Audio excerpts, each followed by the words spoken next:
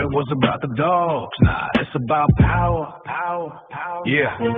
Put up to the specialty, sunrise on the ground. Dogs in the grooming tents, whispers all around. Catalog smiles with the tension in the air. Every handshake got a hidden little snare. Bored in the back room, running quiet little schemes. Bylaws in the pocket like a stack of poker dreams. Slayers for the breed, but they guarding their throne. If you question anything, they coming for your bone. Grievance in the envelope, certified mail. Club justice system, but the day. All right, welcome back, everybody. If you're new here, welcome. If you're returning, welcome back. So today, I'm going to do kind of 2 weeks ago, because last week I was sick and feeling much better now. But 2 weeks ago, we did a reaction to NWA's short, and then I went in and did sorry, still have a little bit of a cough, but I went in and did a reaction to his whole video to get context of what his short was, because it was sent to me by a lot of people. And so hey T, and thanks for coming.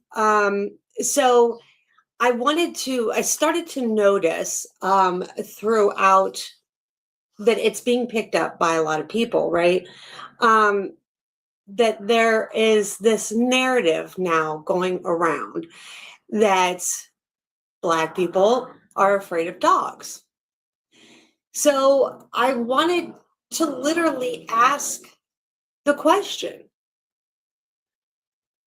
And again, we're not doing the whole race baiting thing. We're not doing this whole thing. I literally want to know the answer to this, because I know a fair amount of good trainers that are Black. We know that there's a lot of Black breeders. We know that there are Black handlers. We know there's Black judges. We know that there's a fair amount of Black people in the dog world. And so there's this culture going around that Black people, and I'm going to show all these things. So I have all these things pulled up, and then I have now people reiterating that Black people are afraid. Now, they're also sitting there with 11 dogs. They're sitting there with their own dogs, pit bulls, other dogs, and you heard of the replacement gene therapy? Well, I replaced this. I get a cold, I get the flu, and then I replace that with pneumonia, and then it ends in blood, and I forget about this. There you go. Yep, exactly. So, but this one guy does make a good analogy of that. He's not afraid of his own dogs. He's just afraid of everybody else's dogs. So then my question is, they're not afraid of dogs per se. They're just afraid of everybody else's dogs. And is it because of how they're trained? So then, because now we're living in the world of man killers, we're living in the world of the dog has to be so aggressive, the dogs aren't properly trained. Right. Yeah, I agree. I don't know other people's dogs. Right. Like, I'm not afraid of my own dogs, but in the world that we live in today, like, I'm not sure of other people's dogs. I'm not sure how you trained your dogs. Like, people are more training towards IPG, or the protection dog, the dog that's not really trained for anything except bite work. The YouTube videos, the TikToks, that kind of thing. But they're not training obedience. They're not training them to do anything. They don't have an out. They don't have anything like that. They're not really trained to do anything except for, I can read a dog on a fly, but I see some nutty dogs. Right. A move is good enough to freak them out. Right. No, I agree, T. And so so when this one guy said it, I was like, ooh, that makes more sense to me, is that they may not be afraid of their own dogs, because the question, like, they don't really go into articulating why they're afraid of dogs, right? So I wanted to kind of get back into that questioning, because now you see this narrative going around, like everybody's afraid, Black people are afraid of dogs. And I'm like, how can they be afraid of dogs when they train dogs, when they have all these training schools, they have all these universities, or canines, they do all these trainings, they have their own dogs, they breed dogs, how can they be afraid of dogs? You can't have both, right? You can't have this narrative, we're afraid of dogs, but we're not. So I kind of did some digging, because it's a serious question, right? And so when this guy kind of explained it, like, we're not afraid of our own dogs, we're just afraid of everybody else's dogs. So then it led me to believe, and it's a true question, and I would love somebody to answer it. Like, could somebody answer it for me? Is it not that they're not afraid of dogs per se? They're just afraid of everybody else's dogs, because you don't trust how somebody else is training, because also the way that you train, or that, John Q. Public trains. One and a local canine handler say they don't work out. He wants to physically out. See, and I don't agree with that either. If you have to choke a dog out, that to me is just wild work, right? Like, if you can't get your dog to out, that's crazy. But there's this whole, like, Quality Canine, right? We've done a lot of reactions on him. He's sitting there talking about how he's afraid of dogs. He's afraid of everybody else's dogs, yet he's got puppies and he's selling them, and he's like, you should get a dog. And I'm like, wait, what? That's like, I kind of an oxymoron. Afraid of dogs, but get a dog. So it was a serious question, and I really want to know the answer to it. It's kind of like when I worked with big cats. There were some who always were friendly, and I had a good attitude about nearly everything, that were lighter, but good cats who wanted to fight over anything. Right. Right. And I guess that leads to, like, are we breeding correctly? Like, are we breeding stable dogs? Are we breeding non-stable dogs and then training them to do bite work? Like, should that switch never be flipped on some of these dogs?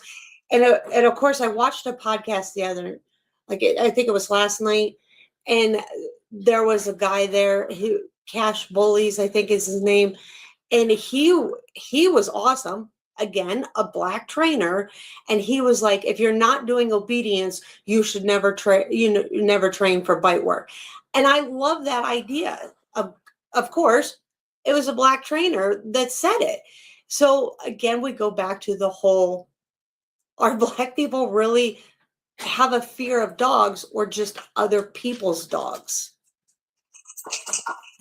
And I'm not saying race-wise other people's dogs. I'm just saying people's dogs in general.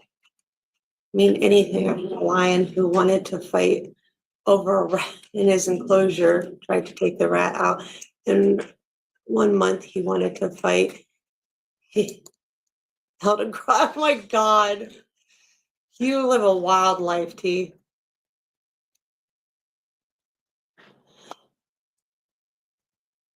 So, I mean, and I think that, and he did say too that, if you don't train obedience, and you teach bite work, you're literally making a liability. And I 1000% agree with that.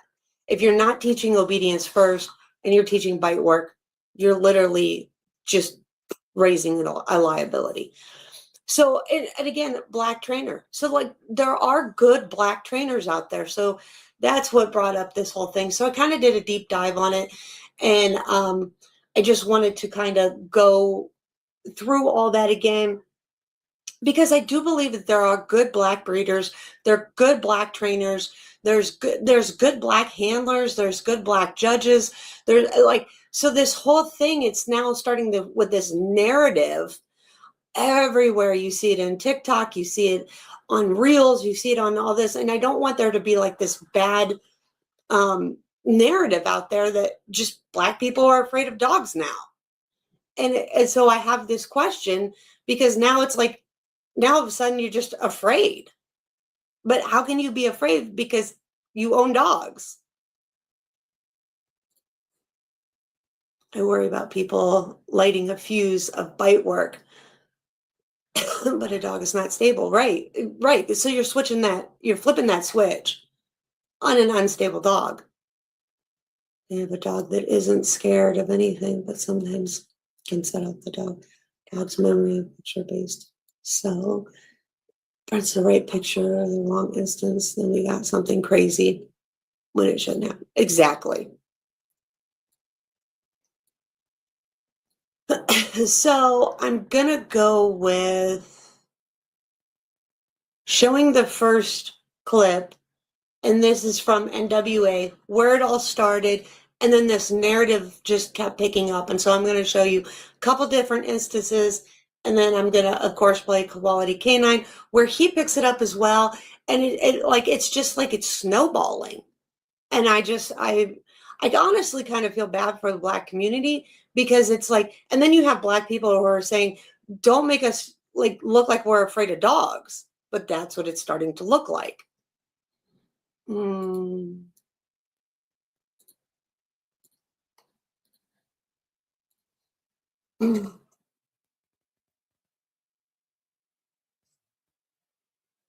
So I'll play this. The thing is, you gotta look at slavery. A lot of our Black folks are scared of dogs because scared of dogs.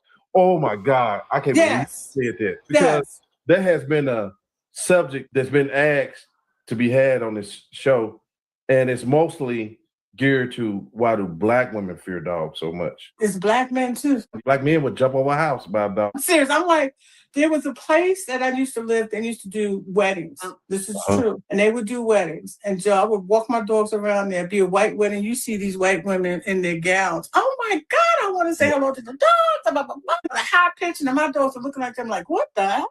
Because my dogs don't know that high pitch. I don't do that. I don't do that. Right. A Black wedding, they are almost burning over their stuff, trying to get the hell back in that yard. Oh my God, you see the size of those dogs? That's the other thing. The other thing is, so that's what started it, and then it just kind of snowballed, because then you have you have this.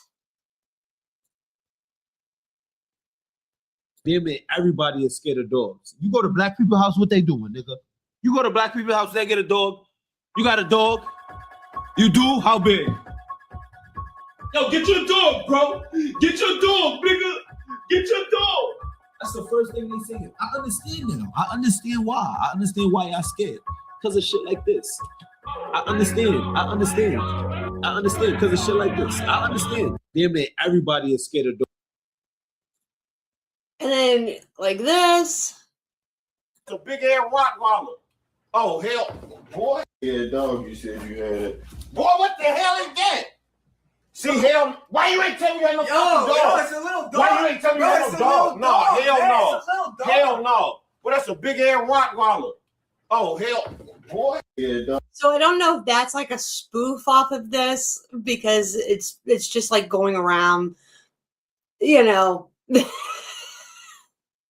like that Black people are afraid of dogs. So I don't know now if people are just making spoofs off of it, because they don't want to be known as being afraid of dogs. Yeah, so I think that's a spoof.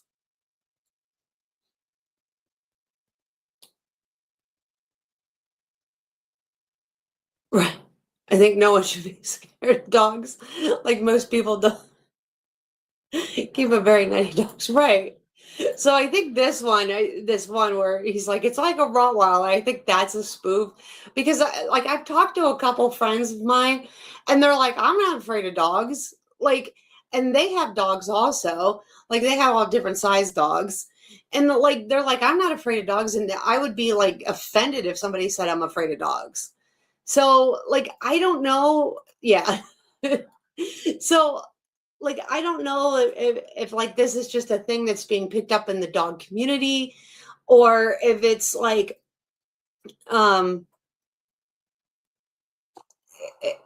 if it's just something that's going around. But like then this guy says this, so we're gonna watch this one.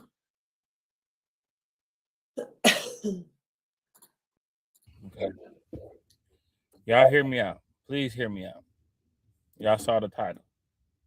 So this ain't really for black people because we already know this. Y'all saw the movie Django, the little scene where the dogs ripped up the dude.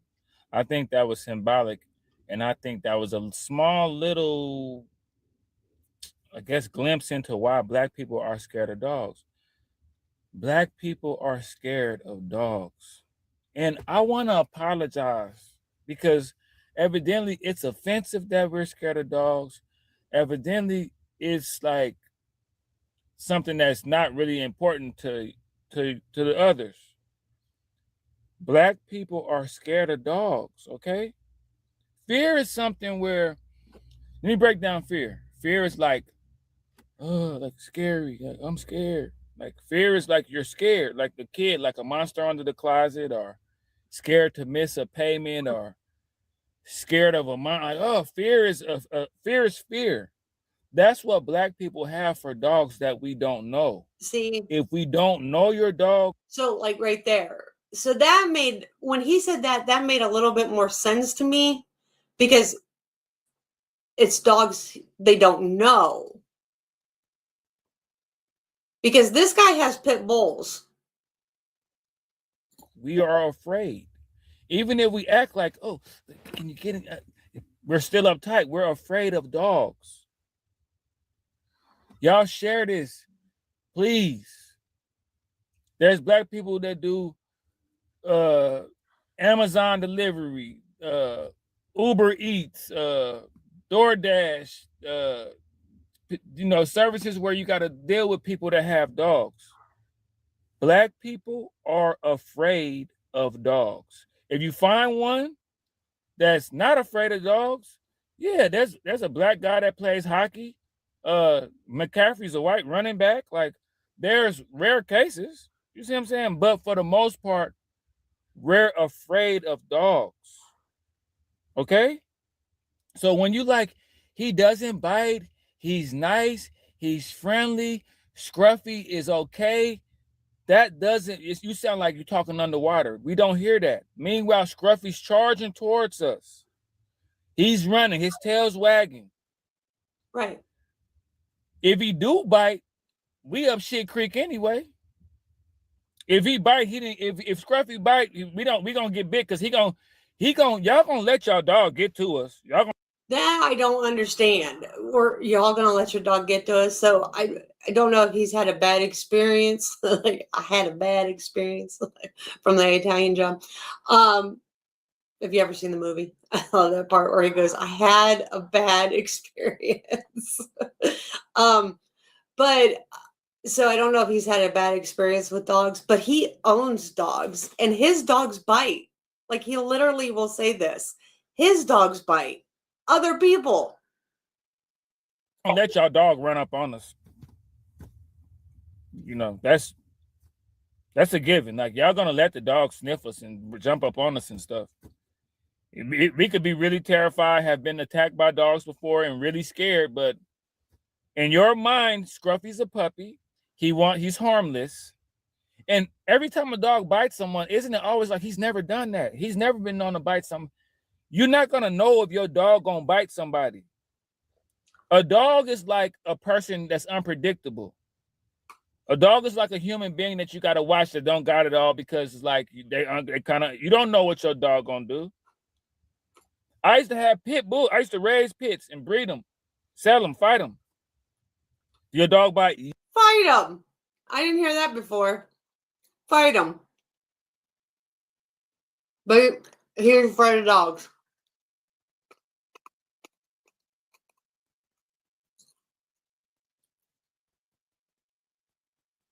A Pomeranian. Yes, he does. Yes, he bites. Oh, he do? Ain't nobody ever just said it like, yeah, I'm telling you, he bites. Yes. I got a tight hold on him. Walk by, he bites. The others had a nerve to be like I remember one time I was walking my pit. I had my master lock chains on them and stuff. I ain't gonna go into detail about this. I had a pit. I used to walk them in these apartments like at 1 o'clock in the morning because I didn't want everybody startled because I had a pit and it was an aggressive looking pit, ears clipped, bulky, bow-legged, you know what I'm saying? I used to put weights on him and stuff to make him bow-leg. I put weights on him as a puppy to make his legs bow-leg real hard. He was a real dangerous looking pit. I used to walk him late at night. One time I was walking my dog late at night. This girl, one of the others, was like, "Hey, I see you got a pit bull," and I'm like, okay, you see this?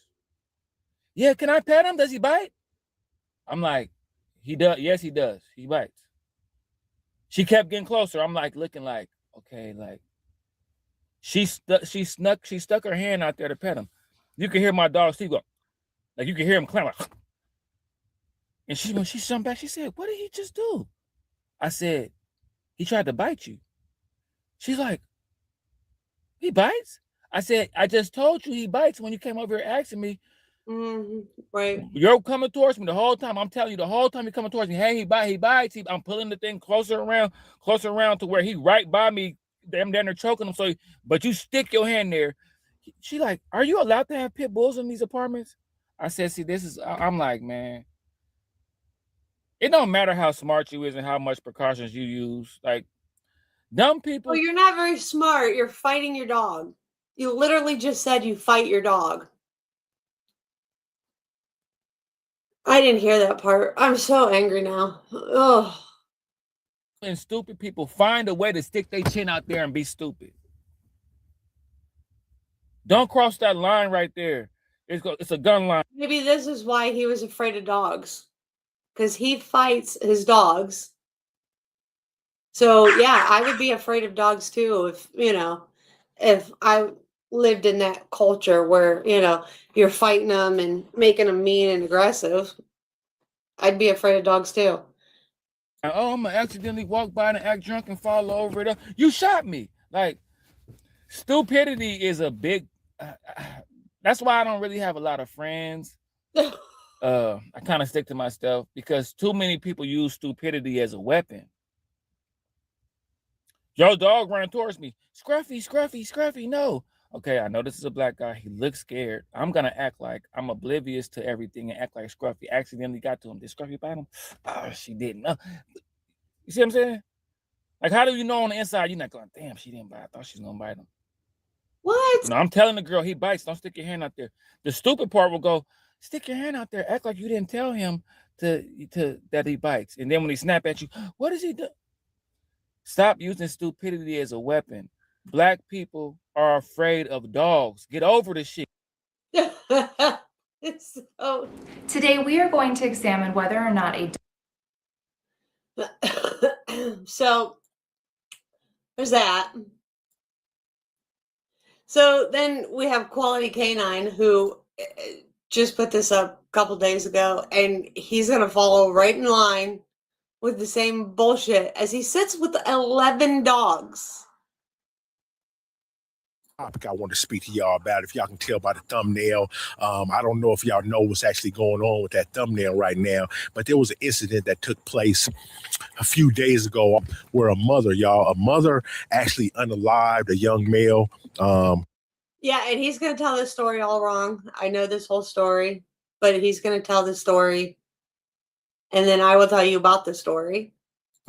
I'll say young male, y'all. He was 20 years old, a young man. Allegedly, he was sexually assaulting her daughter, y'all. He wasn't sexually assaulting her daughter. She invited him in the... Hang on. I got to put this down. She invited him in the back door.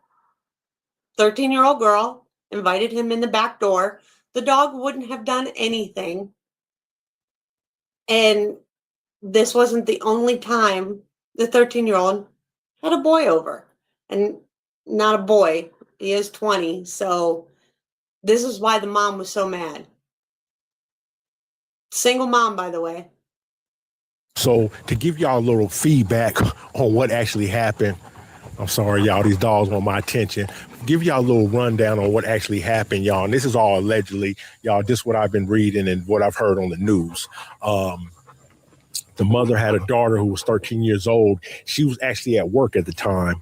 I guess on her Ring camera, she had got a notice that someone was on her house. Y'all, allegedly, she done had this problem in the past with her daughter. And then told her, don't have no men inside my house, no young men inside my house while I'm not home. All right, y'all, for whatever the reason. She had got alert, y'all, rushed home.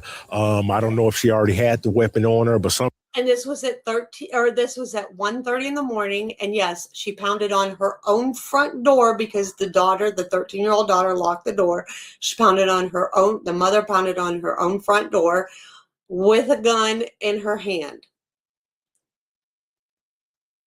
Time before her leaving her work and getting home, y'all, she acquired a handgun. As she got home, y'all, reports says that she was bamming on her front door, y'all, bamming on her front door. Who's inside my house? I believe reports.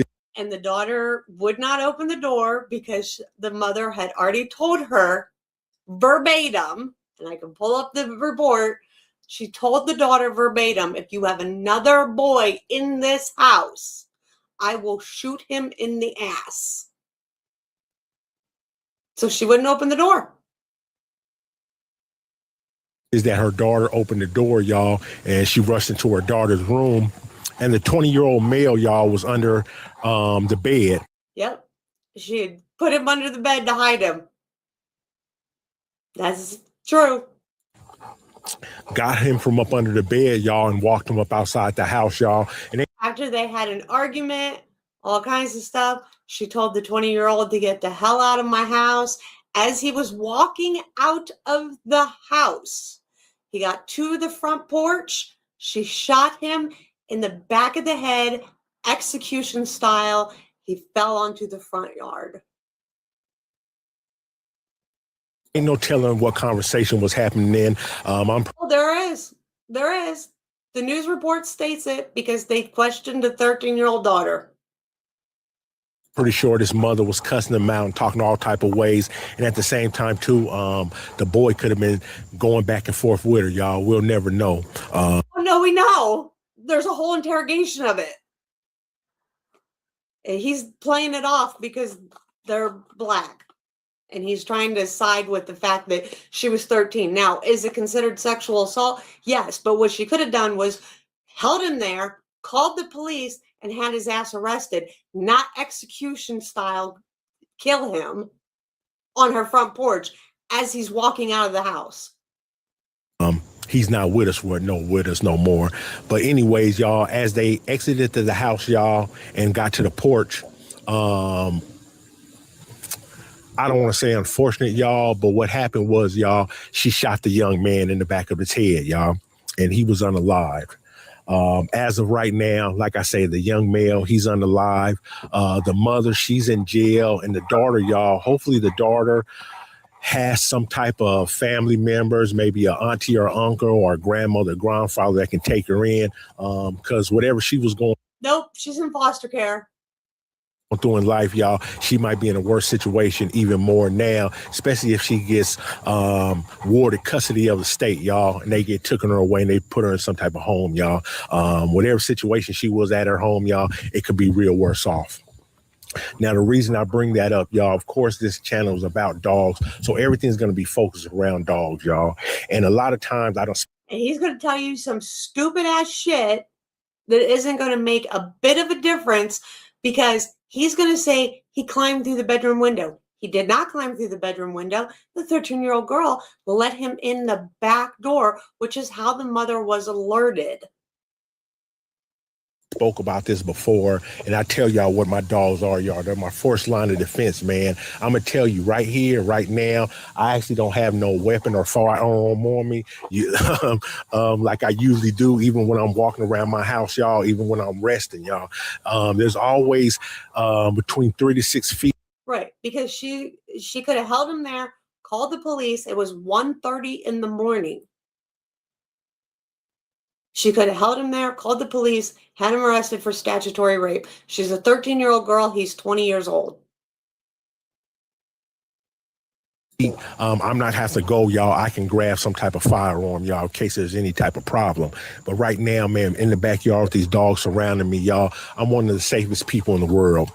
And I tell y'all, man, my dogs are my first line of defense, y'all. They my barrier that's going to keep the outside criminals, the outside problems, y'all, anything that might happen, and even inside, y'all, because a lot of times too, man. If you listen to some of the shit he said, doesn't make any sense. If you listen carefully to what he says. How they speak of, you know, a lot of times when people become a victim, 9 times out of 10 is somebody you know, y'all. So a lot of times you ain't really got to worry about the people outside your home, man. Sometimes some of us got to worry about the people inside of our home doing something to us, y'all.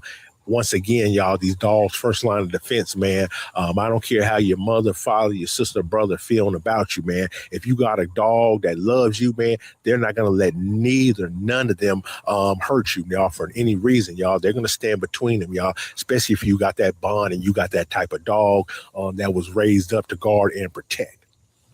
And the reason I bring that subject up, y'all, because once again, I tell a lot of people, man, it ain't all about trying to be Billy Badass or letting people know what you will or will do, man. It's a lot of times your best bet in this world is try to avoid trouble, y'all. Try to avoid trouble and try to put things in the place of trouble that when somebody comes around and they see what guard you already got up, they're going to think twice, y'all. They're going to think twice. I'm going to tell y'all before we get into that subject, growing up, you know, I grew up in an area that was, there was gangs, there was drugs. A lot of times when I was younger, I used to think that, you know, gangsters were untouchable. You know what I mean? And I'm going to tell y'all a story. There was this one drug dealer, y'all, that was real respected in the neighborhood. And at the same time, y'all, he was a bad person. Well, y'all, growing up, I thought this dude was untouchable. But one night, somebody that came in, kicked in his door, robbed him and unalived him, y'all. And that was kind of a wake-up call for me, y'all, because the wake-up call was that anybody can get got, y'all, that no matter how big, how tough you are, how many guns you try to show people, there's somebody out there that will still try you. So I always had that in my back of my mind, y'all. And that's another reason I got these dogs right here, y'all, because I'm going to speak on another subject a little while later in this topic, y'all. And it's about black on black crime and what I think on that. And a lot of times what that got a lot to do is with proximity. Well, anyways, y'all, like I said, with this story right here, hey, it's real unfortunate, man, what happened. I'm not just I wish he'd fix that poor dog's leg. It limps around all the time.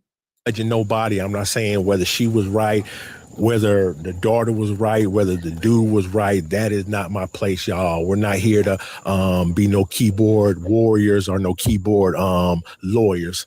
But I do want to remind y'all, man, for a lot of times and for a lot of people, especially as black people, man, one of the best avoidance, one of the best things you can have to deter crime is a dog, y'all. And the reason I say for black people, because I can't speak for nobody else. I'm 47 years old. I've been a black man all my life. That's what I know more than anything. That's all I can be. When I wake up in the morning, when I look in the mirror, that's what I see. And that's more than likely what I'm surrounded around. So what I say that is, more than likely, if something was to happen to me, y'all, if somebody was going to do something to me, it's going to more than likely be somebody that looks just like me.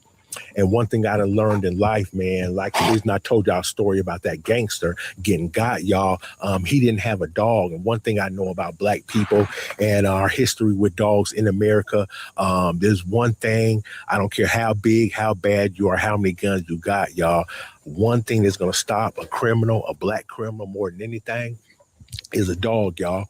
Y'all know, like I do, a lot of black people don't play about dogs. A lot of black people, the biggest in the world, y'all, get scared real easily, man. If you have a dog, that dog coming at you. I don't care. I done seen men 5-6 feet tall, you know what I mean?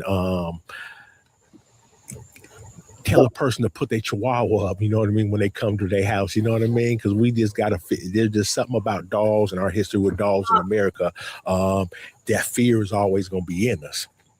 With that So there it is. So there's the narrative being perpetuated, right? So now we're afraid of dogs because of our history with America.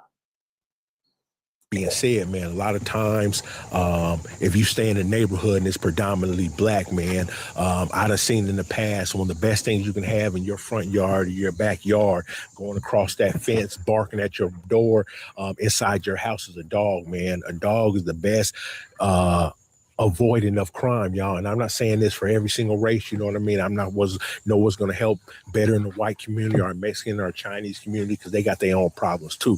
But I know in the black community, y'all, there's not a ring camera, there's not a alarm, there's not a motion detection light that's going to stop a criminal in their tracks and make them think twice about doing something to you, about entering your home. Hey, chill out, man.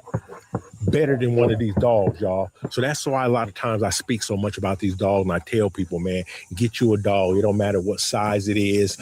Just having you a dog, because a lot of times too, like I say, I'm gonna handle my own business. So if somebody comes to my property or my home causing something, man, 9 times out of 10, I don't need a dog that's gonna bark. I don't need a dog to protect, or I don't need a dog that's gonna protect or bite per se. More than likely, 9 times out of 10, as long as I got me a dog that's gonna alert. That's going to help me more than anything, y'all, especially at the middle of the night. You talking about from 2 to 6 in the morning, y'all, when most crimes are committed, y'all, when most of us are dead asleep, man. Ain't no better thing to have at your home is one of these dogs, y'all, because I done told y'all before, no matter what time of the... Don't forget he has puppies. His y'all, man. I'm just like, everything's y'all. But don't forget he's got puppies on the way. This bitch right here is pregnant. Night it is, y'all. These dogs got instinct. They got better ears. They got better hearing. And at the same time, too, y'all, they're judge of character, y'all. For some of us are a lot better, you know what I mean? Because they're going to sniff and they're going to know, like, hold up, something ain't right about this person. And a lot of times, y'all probably done had dogs. Y'all done had friends or people come over and your dog done act a little strange out of the character of where other people, they're more willing to accept. But this one person, for some reason, your dog's tripping on y'all. Do not overlook them incidents like that, y'all. Your dog is doing that for a reason. Your dog is seeing something that a lot of times we can't see, y'all. So take that into account. With that being said, y'all, the reason I bring that story up about the girl, her mother and her situation, man, because at the end of the day, I believe the best thing they could have had in that instance was a dog, y'all. Because what? You don't think she would have put the dog outside? You don't think she would have put the dog in a crate? You don't think that she would have put a dog in another room? She invited him in. It wasn't like he broke in.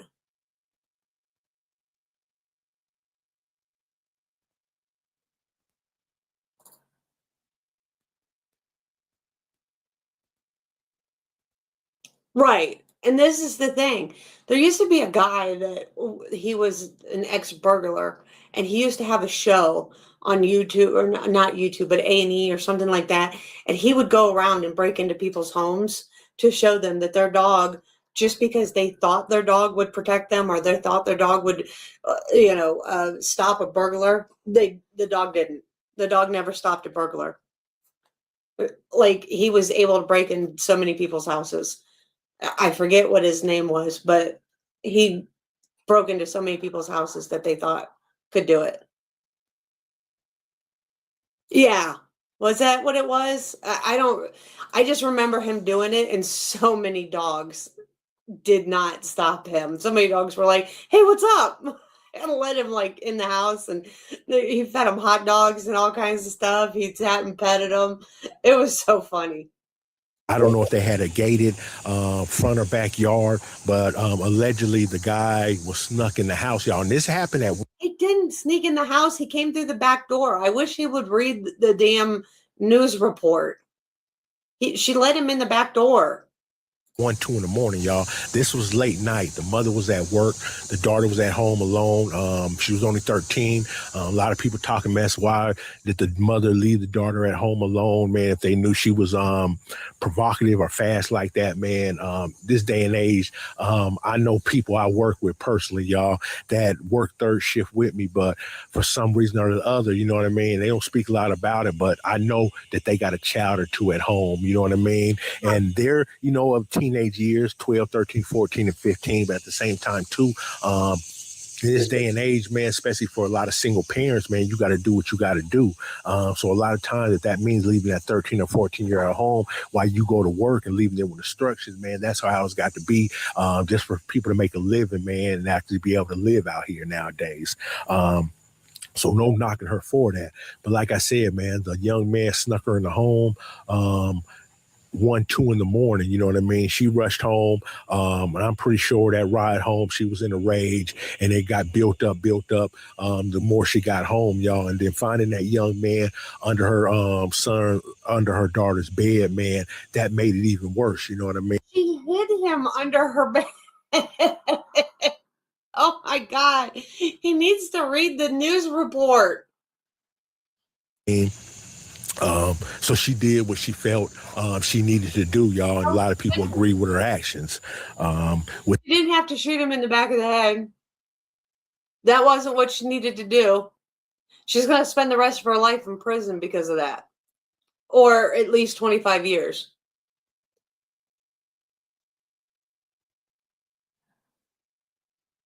Right.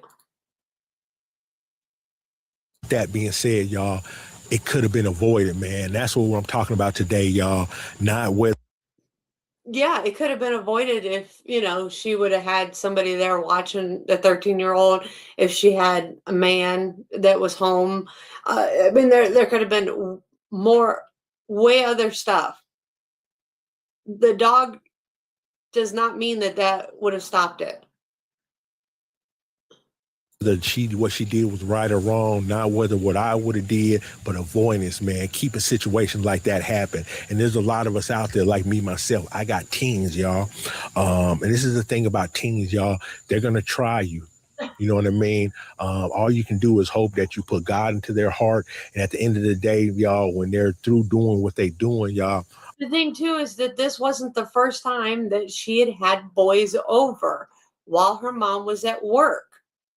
So, like, that's why she wouldn't open the door, because she was afraid her mom was literally, I mean, she was standing there with a gun, so she knew. I mean, her mom had already warned her that if she seen a boy there at the house, she was going to put a bullet in his ass. That's why she wouldn't open the door at first. And then she hid him under her bed. They remember their teachings that you done told to them, y'all, and they come out in a better situation, y'all. Then a lot of times these teens find themselves putting themselves in.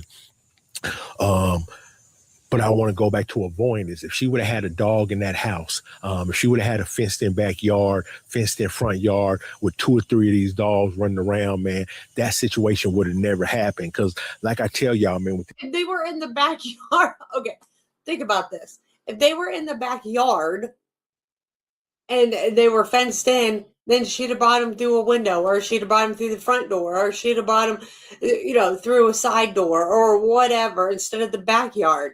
I mean, like, she was a 13-year-old girl who wanted him to come inside. Do you think that the dogs would have stopped?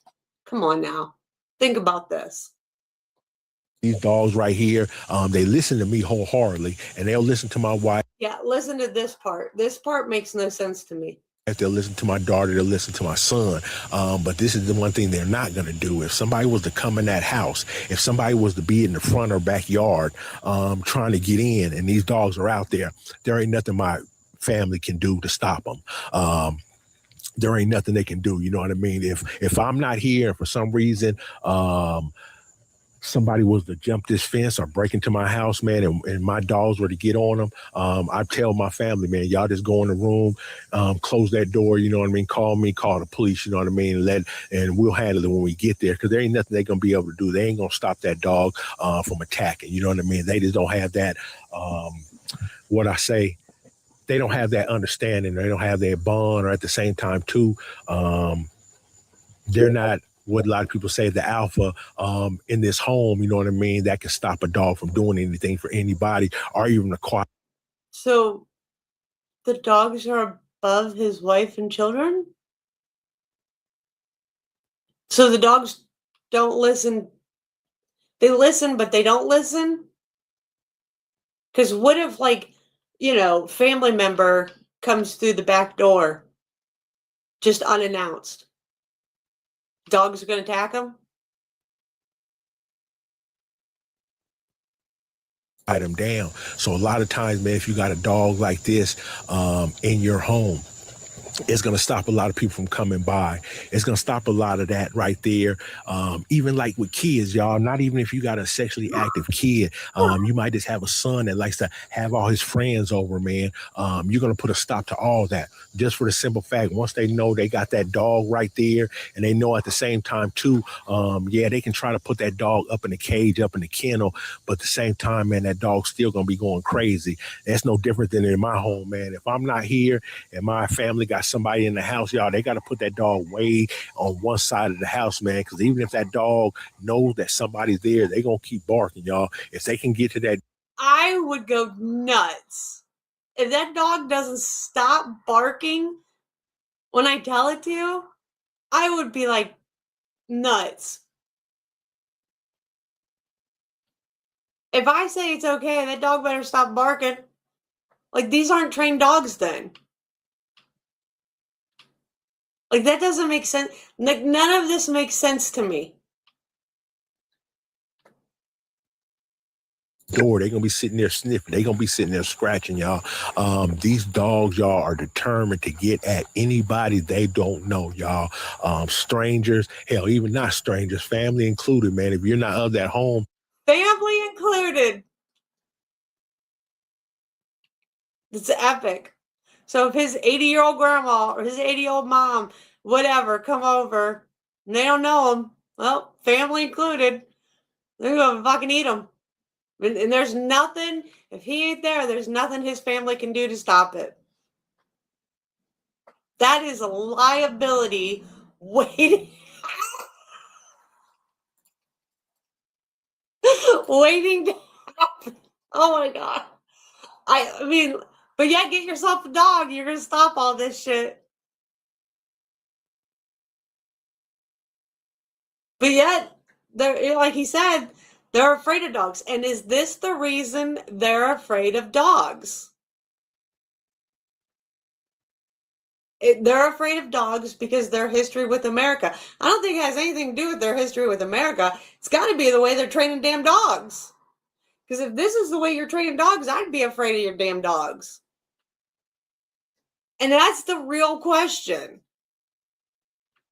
Like, are you making other people afraid of dogs? He may not be afraid of his dogs, obviously not. They're like trying to fight each other or whatever, and he's just sitting there like it's no big deal. But he's got 11 dogs around him. He'll count them in a minute. But he's got 11 dogs around him. He ain't afraid of his dogs, but is he afraid of other dogs because of what he's saying right now? And that's the real question.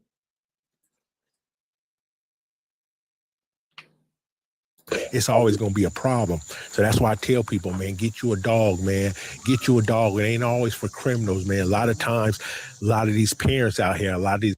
Not always for criminals. Could be just to kill your own family members. What the fuck?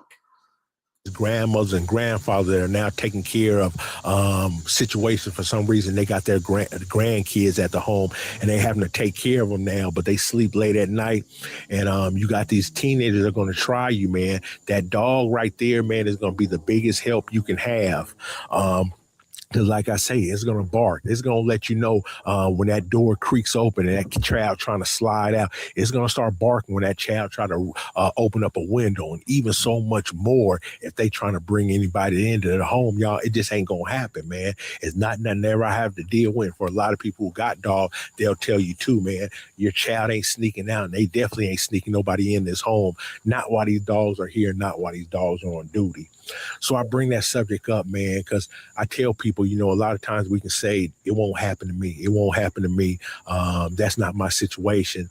But it could be, y'all. It could be. The best thing you can do is make sure you're teaching your kids right, and at the same time, too, protecting yourself and making sure that you got things set up, y'all. Things set up more than, like I say, a Ring camera, cameras around your house, motion detectors, because I done showed y'all in the past, and it ain't hard to look up on the internet time and time again, millions of instances where criminals done waved at the camera, y'all.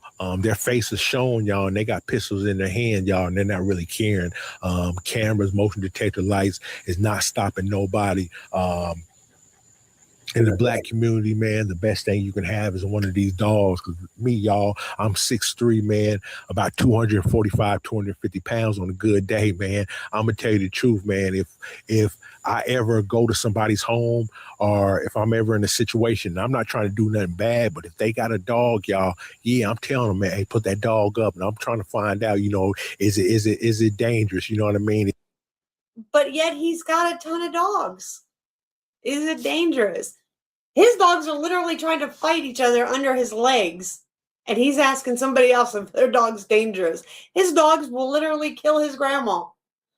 But is your dog dangerous? Make that make sense to me. Is it mean? You know, what's up with that dog? Why he barking? Why he looking at me like that? Because this is a natural fear in anybody, y'all, especially in the black community. So I bring that up, and I want to talk about, too, you know, they talk a lot about black on black crime. You know, this incident right here that just happened with that lady, y'all, everybody involved was black, man. A lot of people speak on black and black crime, but I'll tell y'all, man, crime happens everywhere. You know what I mean? But a lot of times it's going to be a criminal's going to commit a crime in his proximity where he stay. You know what I mean? Drug dealing black dude is not going to so much go across town when he can sell the drug to somebody in his own neighborhood. No more than a white pedophile is going to come across into the hood, y'all. You ain't going to see him in the hood trying to snatch up no young girl or boy, for the simple fact, y'all, he's going to do that in his own community. You know what I mean? Close proximity, man. That's for every single race. You know what I mean?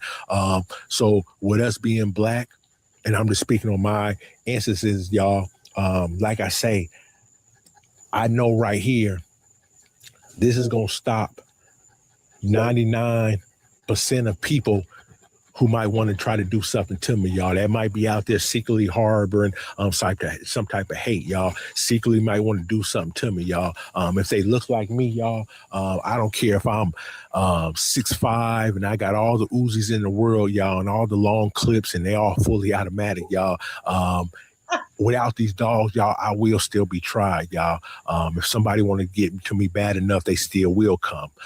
These dogs right here, y'all, I don't too much worry about that, man, because I know that if you do come, you got 1, 2, 3, 4, 5, 6, 7, 8. You got 9, 10, 11, man. You got 11. You're going to have to get through. You're going to have 11 dogs barking. You're going to have 11 dogs waking this whole neighborhood up like, hey, something's going on, man. So not only with me being peeked and I'm getting out the bed to see what's going on, you're going to have neighbors peeking out the windows. Hold on, what's all that racket? What's all that noise? So like I say, man, as bad as a lot of these criminals are, believe me, they don't mind doing a crime, but what they don't want to do is get caught. And if there's already things set up where 9 times out of 10, they're going to get caught if they try to do this, y'all, or they're going to get hurt, y'all. You don't think that they would shoot your dogs? Or like, I don't know, like if your dogs are all in these pens, you don't think that they would first like scope your shit out and throw something over the fence to your dogs? Like, if they're really trying to do harm to you or whatever, you don't think that that's what they would do first? Like, I'm just asking. Just a question. Going to pick somebody else, y'all. They're going to pick a easier. Because his dogs aren't running free constantly 24/7, are they? Because he's always letting them out, or they're always in these cages. Like when he's out there, they're out like this, but like their dogs are in all these pen setups. And that's the problem with people showing this shit online, is that you can easily start setting up if you really wanted to hurt somebody. Do you know what I mean? Like hypothetically. Target, you know what I mean? Whatever plan A was, that's going to be thrown out the window, y'all. And they're going to be looking at plan B and plan C, which hopefully ain't me. If his dogs aren't even trained to not eat grandma, do you think they're trained not to take food from other people? I mean, don't forget, this is the same guy who, like, you know, cleaned out his pantry.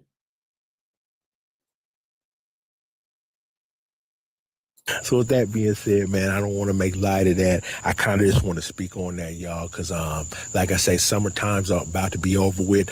Kids going to be going back to school soon. So we know that a lot of people are not going to be at home no more. You know, a lot of people are at home right now during the summertime. They got kids watching I'll be right back. People coming in watching their kids. There's a lot more people at home. At the same time, too, once school starts up, you're going to have kids going off to school. You're going to have parents working during days, maybe changing their hours up, working day shift. So by the time they get off, they can be home with their kid, man. A lot of these criminals already know that. A lot of these homes are going to be vacant, man, in the next month or two, man, during the daytime. And then once that happens, y'all, we're going to be rolling in daylight saving time where it's going to be getting darker earlier, y'all. So we ain't going to have this light till 9 o'clock. It's going to be getting dark 5:36, y'all. So crimes will be starting to get committed earlier in the day. At the same time, too, then we'll be going into the holidays. And we already know once the holidays come, packages getting dropped off and people wanting more because they seeing everybody else with more, y'all. So they see you bringing them TVs in. They see you bringing them presents in. They know you working that overtime, making that extra money, y'all. There's going to be a lot of us out here, y'all. They're going to become victims, man, if we don't have things in place, man, so it don't happen to us. So with that being said, man, I ain't gonna hold y'all too much longer, man. That was just something on my mind I want to speak to y'all about. And like I say, be mindful, man. I want to see every family one day, man, with a dog in their home, man. Listen, the price of these dogs, the what you got to pay for them and the upkeep of them, man, especially if you get a good dog, y'all, don't find you nothing that you're going to have to stay in the veterinarian hospital, man. Get you a decent dog, y'all. Get you a decent dog, man. Build that bond up. And believe me, man, it's going to bark, it's going to lurk, and you get the right dog, it's going to attack, man. And it's going to keep a lot of us safe out here, man, more than anything else we can do, man, because I was just at the gun. Oh, it didn't get dark here till like 9:30. Raised not too long ago, man. And I'm telling you, man, my shot is on point. But that shot ain't hitting for nothing, man. If I'm laying in bed sleep, man, and I get woke up and somebody's standing over me, y'all, it's all for nothing. It's all for nothing, y'all. So y'all be careful out there. Y'all be safe, man. Appreciate everybody coming through, man. Y'all know I've been kind of slack on my videos because I was just getting through with my surgery. Y'all got a boot on my leg, kind of walking with a cane right now. That's why I got this bag over my leg. I don't want to get my boot on my foot dirty, y'all. So when I come out here, man, sometimes to feed the dogs, man, got to wrap it up, man. But I'm doing a lot better, y'all. Like I say, still going through my treatment. Out of work right now, y'all. Hopefully, like I say, man, everything be healed up and we'll be back to the regular scheduled program and not too long, man. But for y'all still coming through, definitely appreciate it. Definitely glad to have y'all, man. Y'all see all the dogs doing good. Everybody out here, y'all know Molly right now, Onyx right now, y'all, she's supposed to be pregnant, y'all. Still, she is gaining weight, but like I say, it'll still be another month before we'll be able to confirm. We're really not even another month, y'all. Her puppies are due June, July, August 25th, y'all. So end of August 25th, y'all, we're hoping for a beautiful, healthy litter from this girl right here. The father to them child, she is in the house right now. Scoop, he's put up. Okay. Now I'm going to show you this. Did you see this one? So wait for it to play again. This is wild. Oh my God. Run upstairs in your house, bro. Run, go upstairs to your apartment, bro. Get your dog. Get your dog, man. Get your dog. Ease on upstairs, baby, with your dog. Ease on upstairs.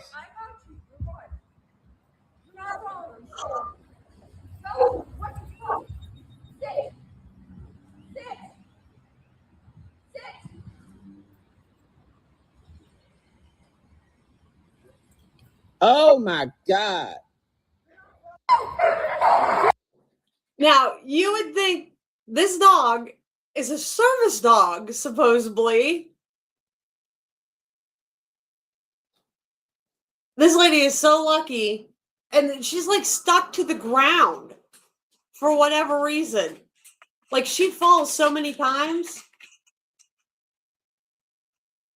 Like, she trips over herself, rolls. You would think that the ground was made of glue, but the collar comes off the dog.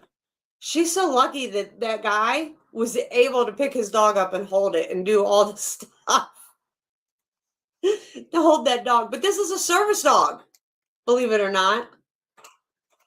Now, hang on a second, because I'm going to show something else. Hang on. Put this back on for a second, because I don't want to show my messages.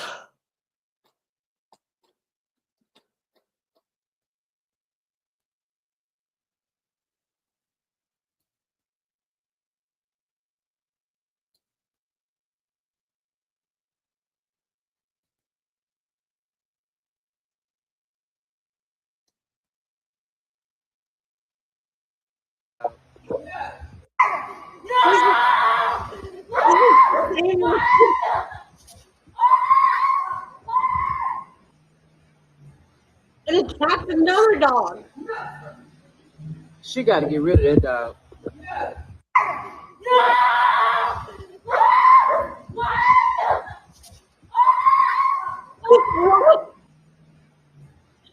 So it apparently jumped out of this. She got to get rid of that dog. Thing. Apparently jumped out of this thing over here. This. It came after that. She got to get rid of that dog. Yeah. So it attacked this dog, and this lady is running after her dog, which then ran back to its house. But this damn Malinois jumped out of its own thing and attacked this dog. And they're not evicting her. Which is wild to me. Wild.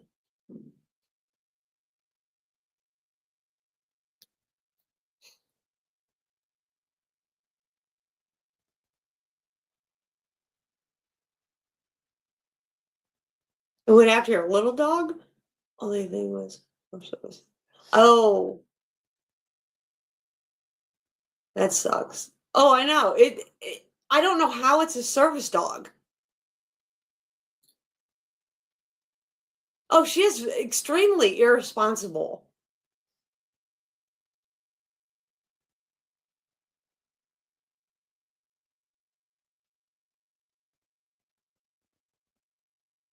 Well, yeah, no shit. Well, and the thing is, I feel bad for both these people because it's this little dog that took off running, which looks like a little bully, and the other one looks like a bully breed too. But I was like, holy hell, yeah, service dog. Just because I say so, yeah, right. And she can't keep a hold of it, and I don't understand why she's wearing gloves all the time.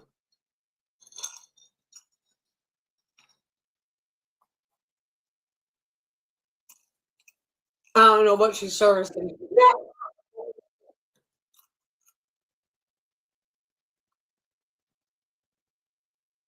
To me, it's wild work.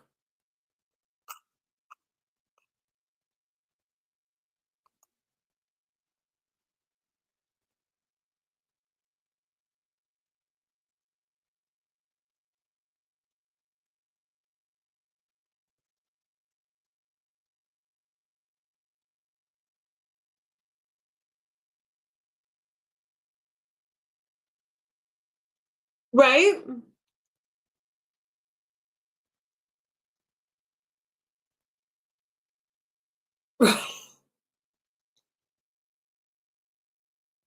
Oh, I was trying to see too.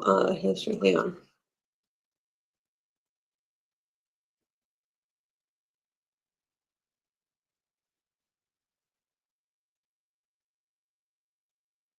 Let me look at my history real quick.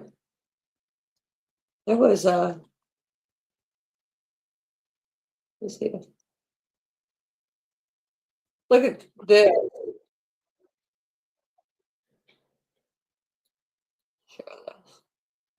See this shepherd? Huh, this shepherd's crazy.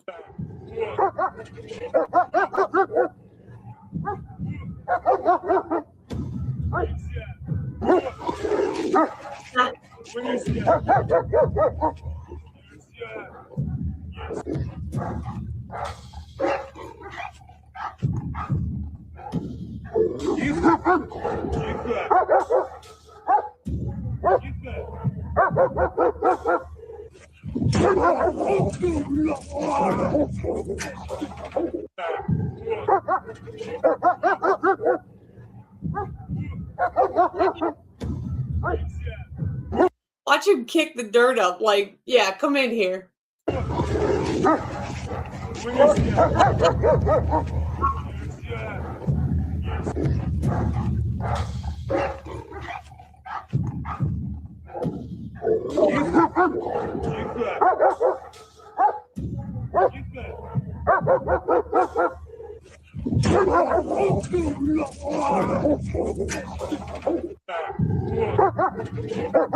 I mean, besides him being fat as fuck, that dog is like, yeah, you want some of this?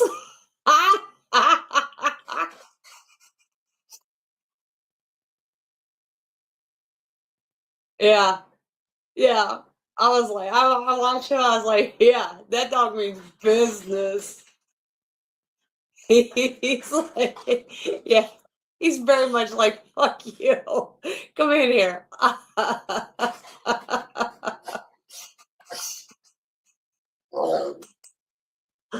loved it. I was like, yeah.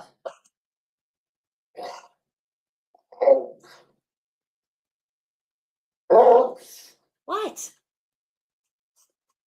What?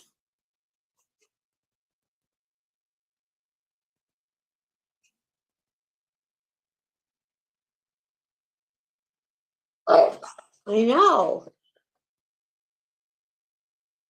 Trying to find something else that I was watching.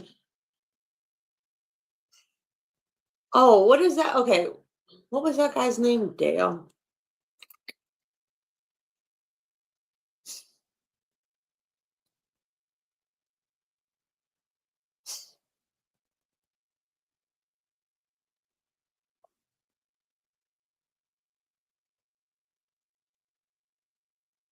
Oh, it just brings a bunch of Dale Earnhardt shit if I just play his name. What was his name? He.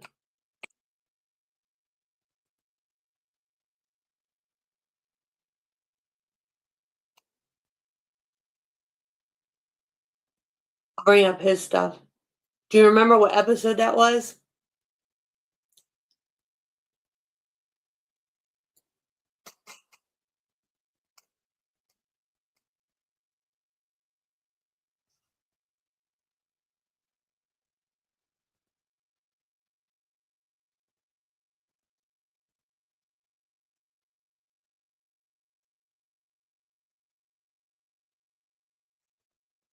Oh, that Dale guy, the episode for where he says that looking is weird or looking is dominance or whatever.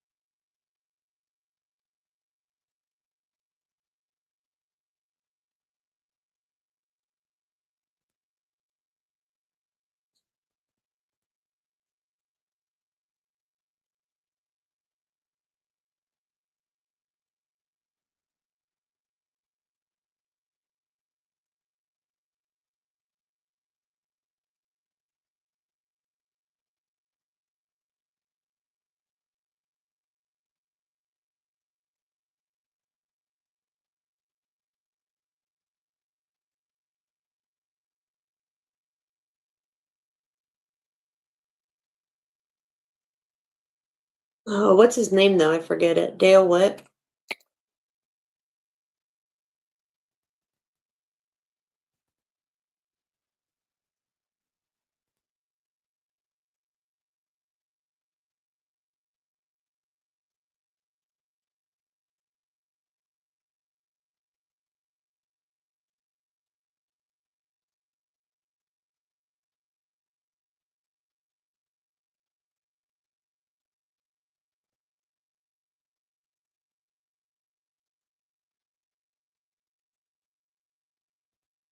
Oh, I found it.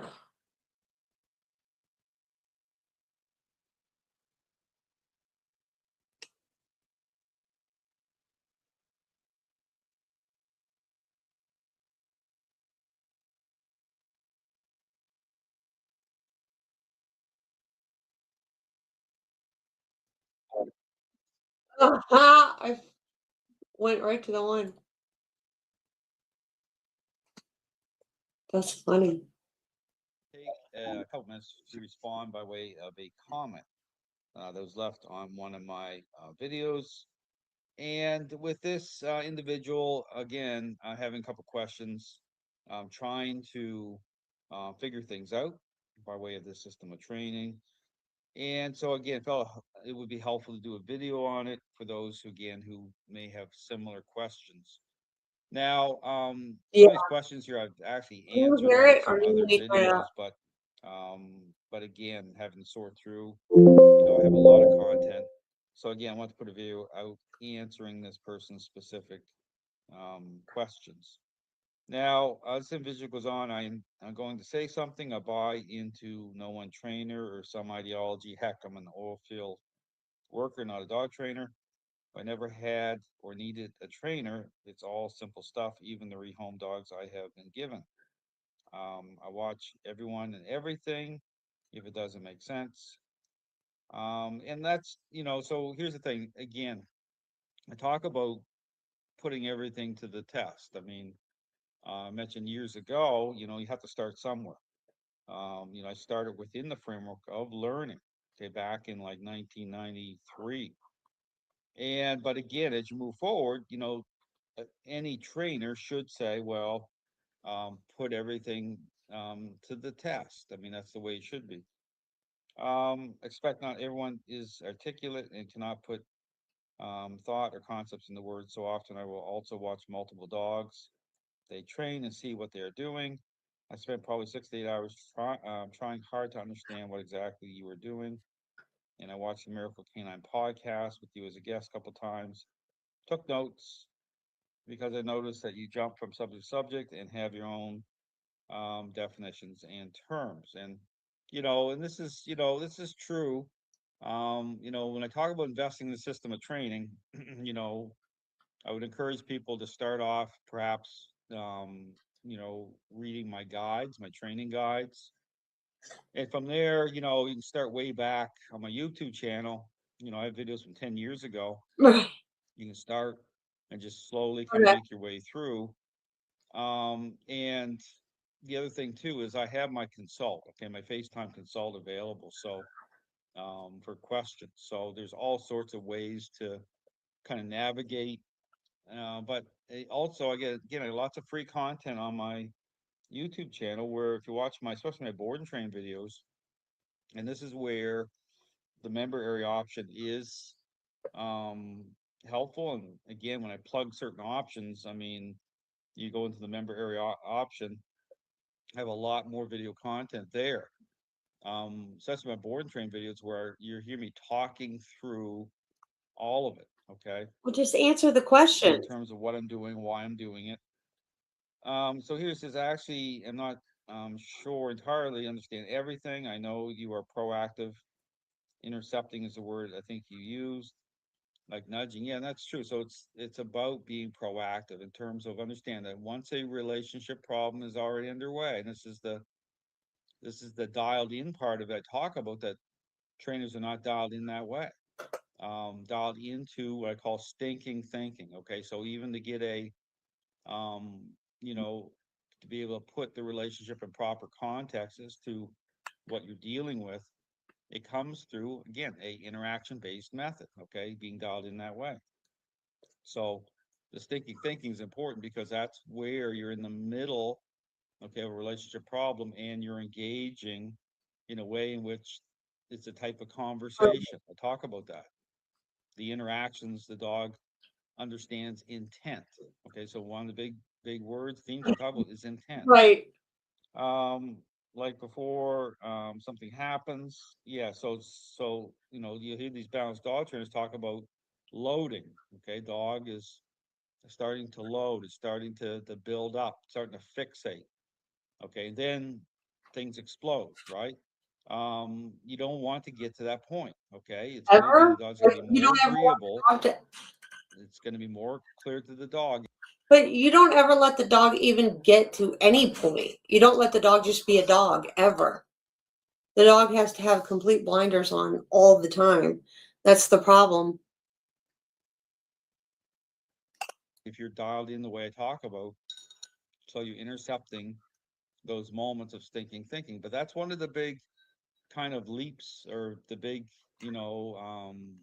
themes that can be very problematic for people to get dialed in that way. Okay, it's like, and I talk about this, it's this all-in mentality.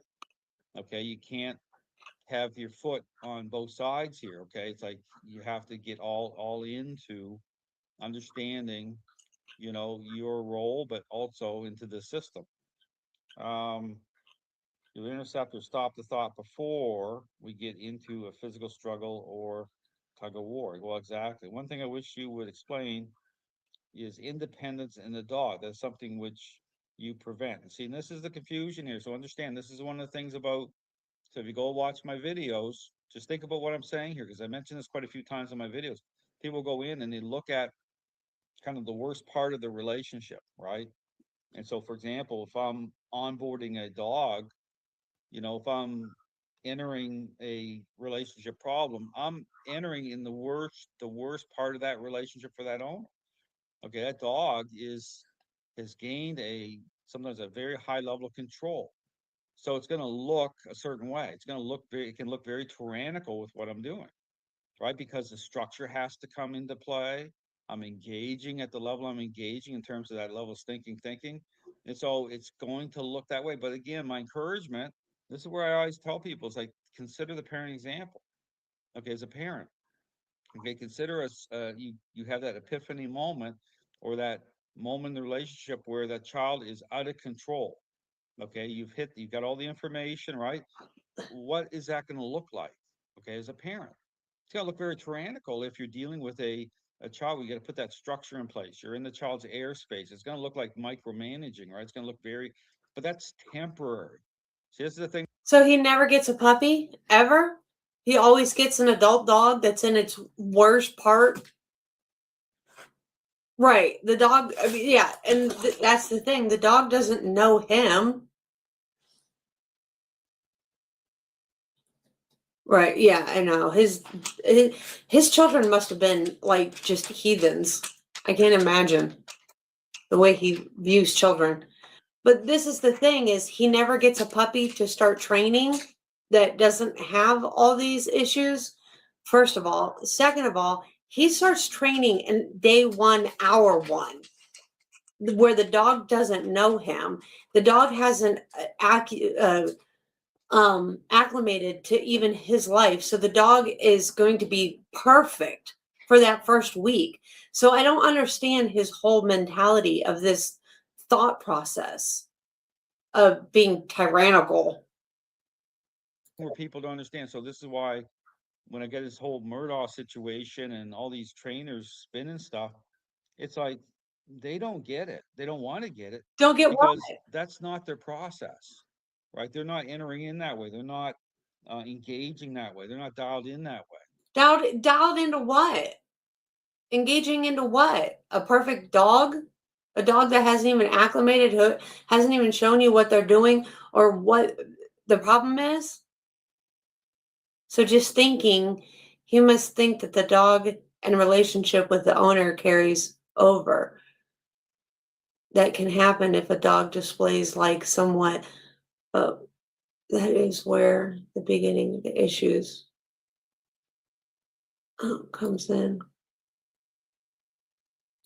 But you don't see that, like, you never see that in the first week. This is where his 2-week training process totally baffles me, right? Like, I could give you a puppy that I think is just out of control, and for the first week, you being somewhat of a trainer or even training your own dogs, if you have an alpha personality, the dog, well, even if you don't have like an alpha personality, the dog being in a new situation, it is going to be a perfect puppy. It's not going to show those outward abnormalities for you, because it's going to be like, well, this is a new situation. I'm not sure what I can get away with. I'm not sure what it is. It's all new. So I'm learning my footing in this new environment.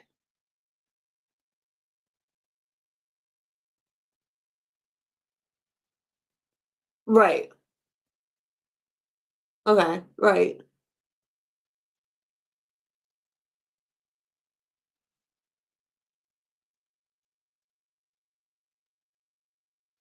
Right. Exactly. Yeah. So how would you, I mean, like, I don't understand. Right. He has no dog to even use as a demo dog to say that any of this even works, that any of his training methods work, or that his probably because this dog pissed on the floor and he was like, well, that didn't work. The dog's stupid, doesn't have a brain, or like, I don't know, whatever. And so he got rid of it.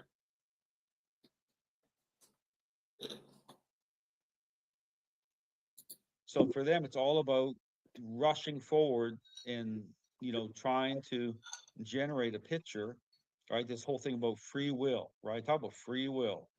What's the context of free will with a child that's out of control and your role as a parent? You have to really apply critical thinking here to be able to understand or be able to. Oh, T, you don't have critical thinking skills. This is crazy. Put things into proper context. This is where I go into, if you look at my service dog training videos, okay, which is a 4-month process. His service dog training videos are shit if it's anything like the one we seen.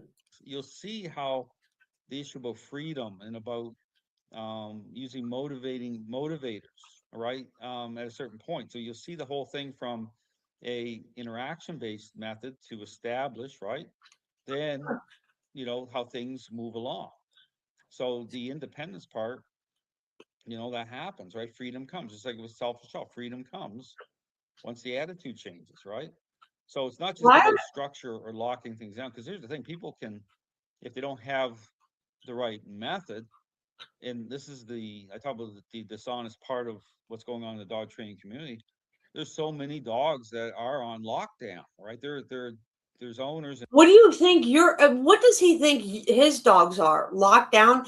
The freedom comes when the attitude changes? His dogs are constantly like this. All the time. They're not even allowed to look around. When does the freedom ever come? Like, this doesn't make any sense. And trainers are just managing problems. They have these dogs that are, crated 24/7, and they avoid everything. And these dogs are reactive. Yeah. They can't trust anything, and there's no change happening at all. So through this system, it's structure, right? The crate, but then change actually happening. When I would love to see a dog just relaxed and allowed to look around. He can't even take a dog on a walk and allowed to look around or sniff the ground or anything. Okay, through the right conversation, through the method. All right, so just understand that when you're looking at my videos, you're going to see a lot of content, because that's going to be my focus, right? Is on that part, the worst part of the relationship. And so you're not going to. What relationship do you have day 1, hour 1? You have no relationship.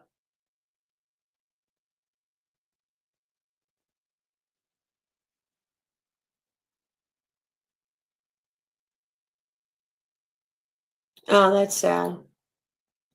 What a horrible life to live. See a lot of me marketing a certain way with these, off leash dogs. That's all that can all be a really kind of fake and phony picture anyway with these trainers. Understand that there's a big issue here in the dog training world that you have to apply critical thinking.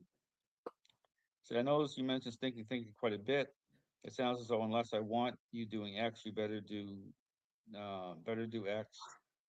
For example, I watched Odin the Corso. He was not allowed to look. A simple look was enough to have him sit. Are you doing that to put the dog into the absolute follower mindset? Yeah, I understand. So, the thing about how active I am, how proactive I am with intercepting. Again, that goes into this whole thing about where, what level is that dog at? Okay, a look just isn't a look. That dog is, and here's the thing: when I'm engaged, this is one of the other things about these type of dynamics. When the dog knows, okay, the dog understands. The dog will get more desperate, okay, when that transition's happening. Okay, when that dog knows that when that dog knows that they have that individual connected to them that is starting to engage in that type of power play. Okay, This dude is, oh my God, this dude irritates me so much. That second hand, but I believe it. Remember the video, customer asking when he can play with his dog again. It's beyond sad. Yeah.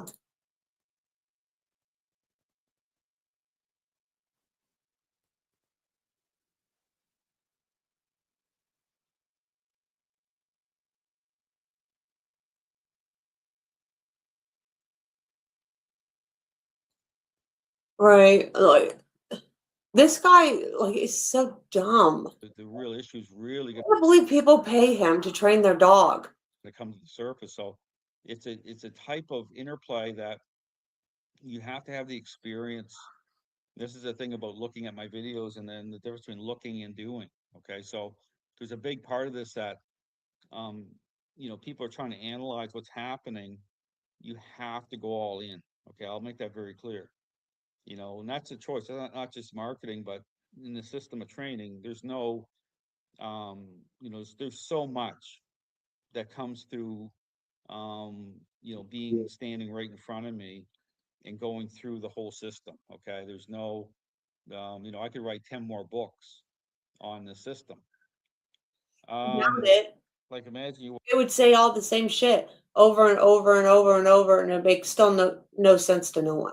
Walk the dog for 3 miles at a brisk pace. They keep their head low, mouth open, and really look at nothing but the ground and going where you go. Is that mindset you were trying to create? So this is where people are trying to get some idea about, okay, what's the dog? What's this doing? Is the dog bored? Is the dog looking? Listen, okay, this is where, as the stress is coming off the dog, okay, the dog is gaining contentment and fulfillment just in the act of being with a person that is meeting their needs that way.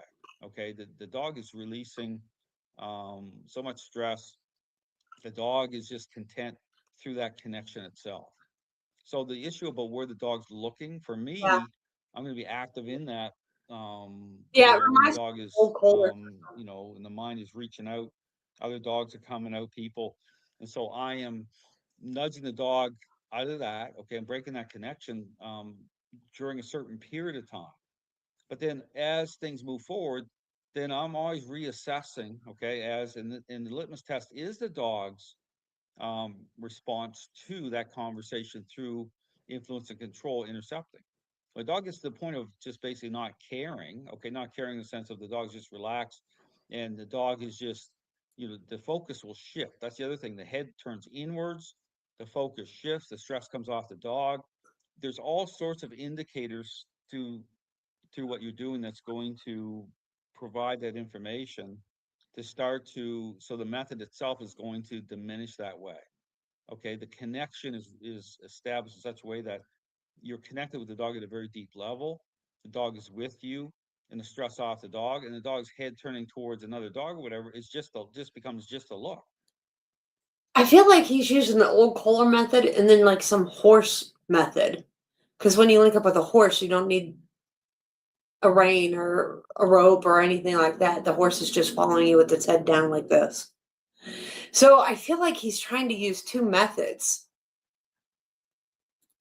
Okay, that all happens, okay, through the process. The horse, there's no thinking, looking. the horse is following you out of trust, not out of whatever the fuck he's trying to do. But I feel like he's trying to do the link up from a horse, which is out of trust and respect and like totally giving over to you, with a dog out of punishment and the dog just breaking, which is two different things. Just following. Like I noticed there was no talking with dogs, and absolute fine. Yeah. So it's not about conversation. It's not about words that way. Commands come in, but then when the focus changes through, right, through the interactions themselves, that's what changes it. Watch a couple of YouTube videos on linking up with a horse. You run him around the pen, have him come to the center. Run him around the pen, have him come to the center. Eventually, you don't need the rope or halter or anything anymore. And eventually, they'll just come to you out of, once they trust you. You can do it with a wild horse. Usually, it's done with wild Mustangs and stuff like that. And eventually, they'll just come to you and they'll put their head down. And then you can walk them anywhere. You can walk them in an open field. You can do anything. Once they've gained that trust from you that you're not going to hurt them, you're not going to hit them, you're not going to do anything to them. And then they'll walk beside you and almost put their head on your shoulder, their forehead on your shoulder. And it's called linking up with them.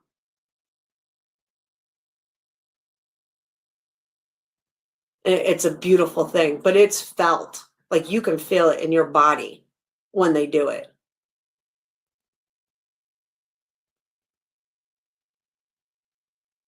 But you can do it with feral horses. You can do it with Mustangs. It's usually done with because they're feral and wild, and they're brought in off the range.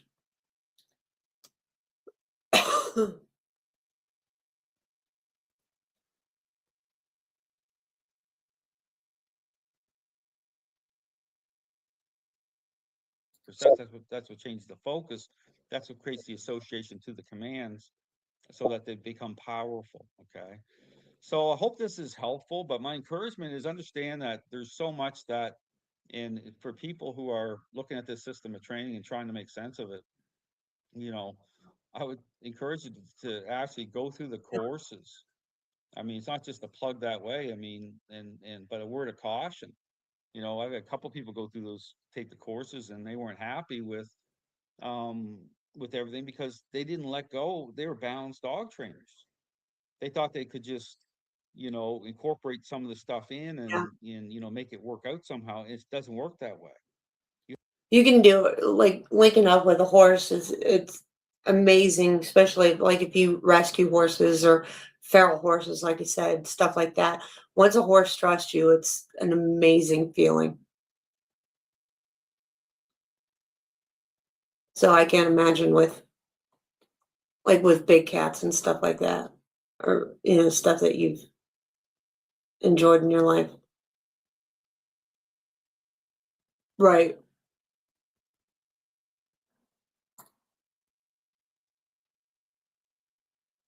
Yeah. As I said, you've had some amazing, it's same with wolves and stuff like that. Once a wolf pack accepts you, it's same thing. It's an amazing feeling. You have to let go. This is not a balanced system. This is not a learning-based system that way. It's an interaction based. It's totally different. I love that he's like, I've had people that gone through the course and didn't like it. Yeah, because it's basically abuse. It's breaking the spirit of your dog. I almost said horse. It's breaking the spirit of your dog. Like, a dog shouldn't be treated that way. Which is a good thing. So, my encouragement is to be all in. No. But if you're looking at my videos and you're trying to, discern and make sense of things, that could be kind of challenging, especially if you're an already established dog trainer. So, but again, I understand there's nothing hidden here. You can put everything I say to the test, watch my videos, but hopefully this video is insightful. If you have questions, again, the FaceTime option's there for people that have more questions. I can talk you through everything, help you make sense of it. But again, I talk about the 1 percentile dog is the dog that's going to push you to gaining high insight. So if you're interacting with dogs that are very challenging, that's going to be helpful as well, to be able to incorporate everything in to be able to gain insight. Yeah. So anyway, thanks for watching. Hope you have a great. So he did a part 2 to this?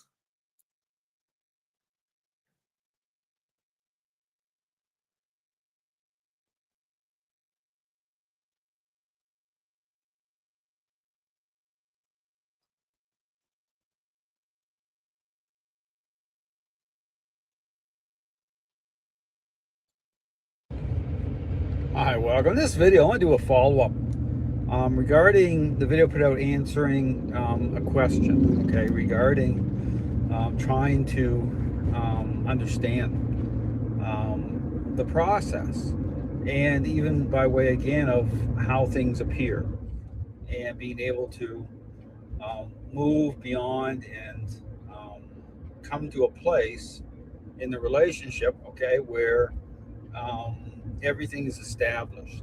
And understand, this can be very challenging, especially, I say this, for those who are already established dog trainers. He's not an established dog trainer. Did you not read that in your first thing? Okay, who are focused on responses, okay, setting up responses, the way I talk about, using treats.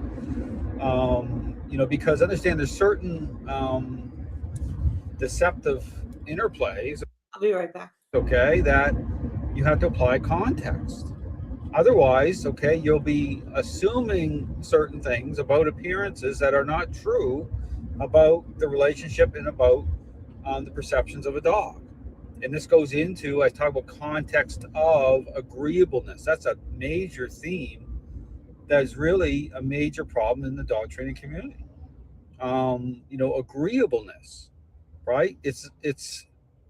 It's like the number one thing that's problematic. This is why people end up, and this is what happens. They come and they end up with a bad result. A dog that's still reactive, still dealing with a relationship problem, a whole, laundry list of behavioral problems are still happening. And you end up like shaking your head or just like saying it must be the genetics of the dog. This happens all the time. This is the go-to. Because that's the point where you're stalled out. Okay, you can't work through it. I talk about this over and over again in my videos. Trainers that come into my site and they just, instead of saying, "Well, we'll try this," right? Yeah, sure, it looks a certain way, but I'll take that step out of the boat and I'm going to trust the process. No, they don't do that. They want to go on the attack. Right? They just want to, try to defend. And I'm like, that doesn't even make sense. Like, what are you defending? Like, you have a mess on your hands. You're blame shifting, and that's why I say that's where it becomes an ethical issue, right? I mean, it's a choice you're making, saying I'm gonna accept this, even though, I know that there's problems, but I'm just gonna, because what? You're making money. Wait, did you say that you were having problems, or were you just asking him to explain? You got reputation. Because here's the thing. I mean, dog owners that are, again, this is part of the emotional connection part, that are like caught in the same type of trap with the relationship, are going to buy into it. You made your money, and it's like leaving the scene of a crime. All right, but all to say that, the question being, well, when you look at, again, my videos, you look at the process, people automatically assume certain things, right? They just, because that's what they're doing throughout everything. Well, no, we're literally listening to you, watching you, and then you're putting it out there. So it's not assuming, it's literally watching what you're doing and then asking you to articulate.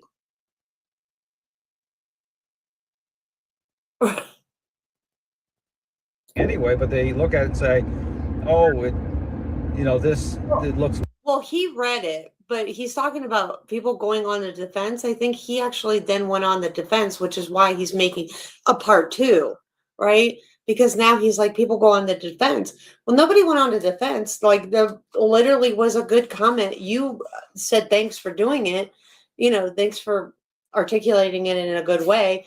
And then somebody else wrote another good comment. So who went on the defense? Nobody went on the defense. There's 2 comments, yours and somebody else's. But because you're asking him to explain, now it's a problem. It's weird. Way over the top. Certain reactions, you have that too. You see on my videos, there'll be certain reactions with dogs during the, dogs are holding high level control, and it throws people sideways because it looks a certain way. They don't look at the whole, and they'll stop there. They won't even look at the whole video or the whole series. They just get offended, right? And were you offended?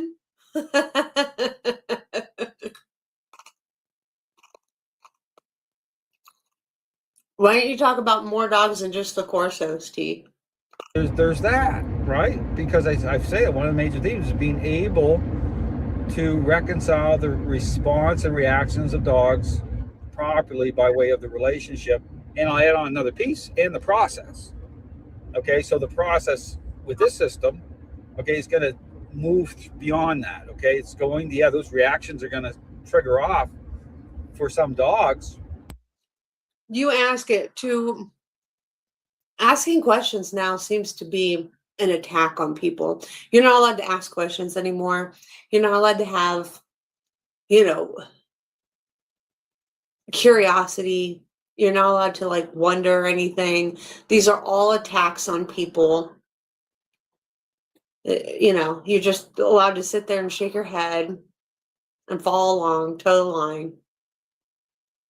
If you remotely even look like you're questioning anything, then of course it's an attack on people. I thought it was a good question. I thought they were good questions, and I thought you did it very respectfully. But of course, now that he's thought about it after answering it, he had to come back and make a part 2. And of course it's it's something else. He's got to explain himself again. But if you actually watch the whole, video series and the whole, the whole part of the process, you'll see, how the stress comes off the dog, everything gets established, right? So there's all that, okay? So understand that there's this thing about, ethically and morally that's going on in the dog training community. So many people are just offended without cause, right? Like, what are they basing their offense on? Number one, especially if they're blame shifting on the dogs, and some of these people even have their own personal dogs that are reactive. I go through all that, right? So it's total hypocrisy, right? So they want what exactly? Well, they're not happy. These aren't happy people. Okay, number one, you have to understand these aren't individuals who are content, okay, and happy with their process. Obviously, or they wouldn't be lashing out, even going in and wanting to debate and argue and go on all day long. You wouldn't feel a need to do. Did you debate him and go all day long, or did you just ask him a couple questions? This is so weird. I found a box covered empties. Aww, I love that. Should record it and say, I'm so angry. Didn't debate longer. What is this? This is a weird second part.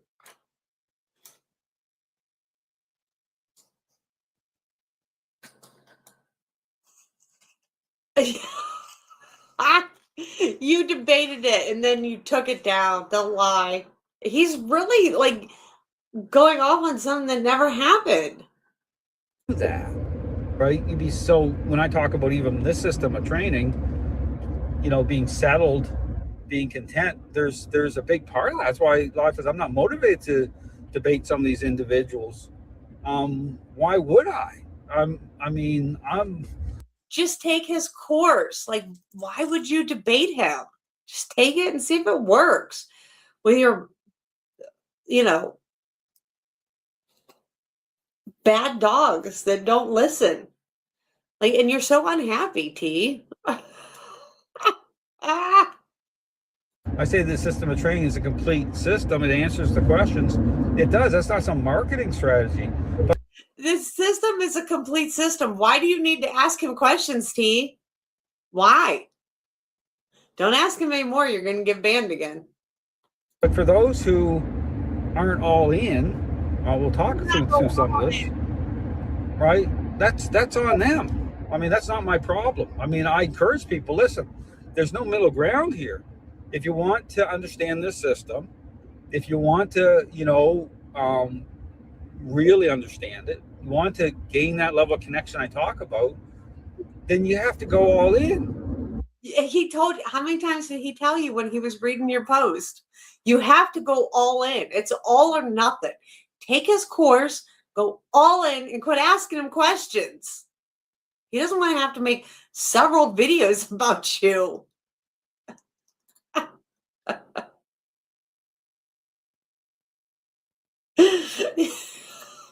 Right. Go all in. Just buy his course. Why do you think he has them for sale? It's not so he can talk about you for 22 minutes. Why you're so unhappy. I mean, with your own dogs. God. I mean, you are a personal trainer. I don't know where he got that idea when you told him at the very top, I'm not a personal trainer. There's no little bit of this, a little bit of that, and I'll try this out, and I'll try to incorporate this in. It doesn't work that way. He doesn't like that you said you listen to everybody. Yeah, I had a couple individuals again, and they took my introductory course, and that's why it's set up that way to begin with. Is like the first step, right? Is about letting it go, right? You have to. It's like giving people the opportunity, because part of it too is I'm not gonna, if you spend, the money on the actual, in-person or online dog trainer certification. He's not going to waste his time with you, T. If you're listening to everybody, either listen to him, go all in, or don't do it at all. He's not going to waste his time on you. This 22-minute video. Course, and spend that money, right? And then, and then have a problem. Well, I'd rather you have a problem on it, say a course that's like a couple $100, right? Then you see some, and here's the hypocrisy. You see some of these people, and I see it. They'll take these courses from the play-based trainer for what, $15,000, and they still end up with questions, or they're still in a bad way and they don't know. You spent $15,000, right? And then you're coming in. He's talking about, right? He's talking about Ivan. Ivan's 15,000. Then you still have questions, and you're going to him. You're going to him to ask him, what did Ivan mean? I doubt you're going to him to ask him what Ivan meant. Ivan's the only one I know that starts out at 15,000.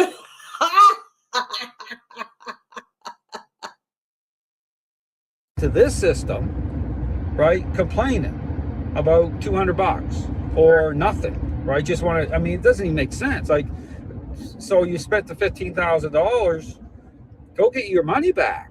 Okay. Go get your money back. If you're not, go get your money back. Go get a refund. You should anyway. So there it is. If Ivan has spent $15,000, they're not looking at your course. I'd almost guarantee it. You'd have to prove it. Like, you'd have to send me actual proof that somebody went to Ivan and then came to you.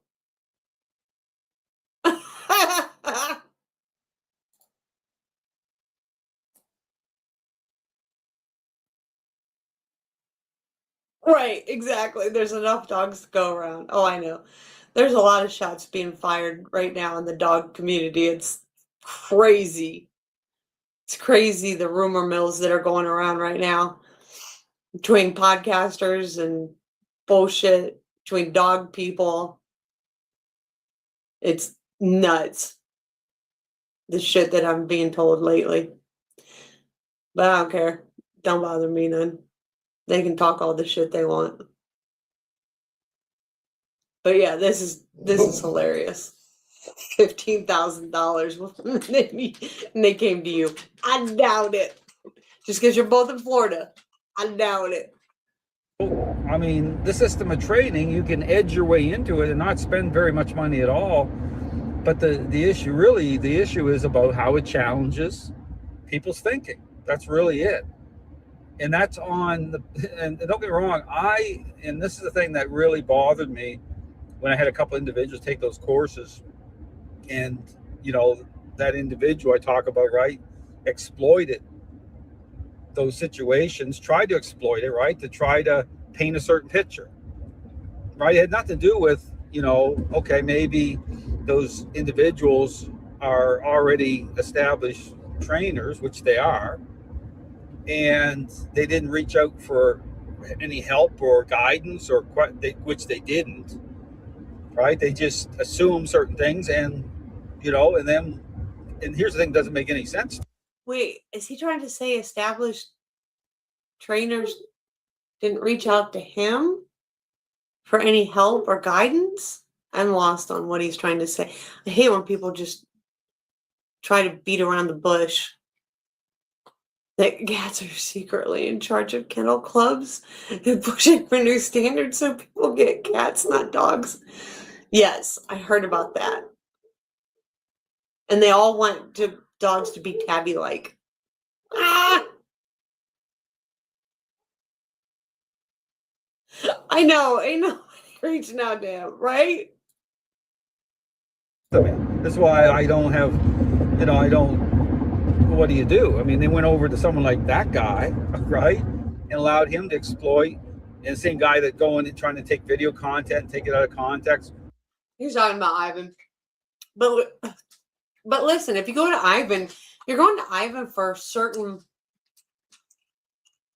training. I mean, Ivan's world stage.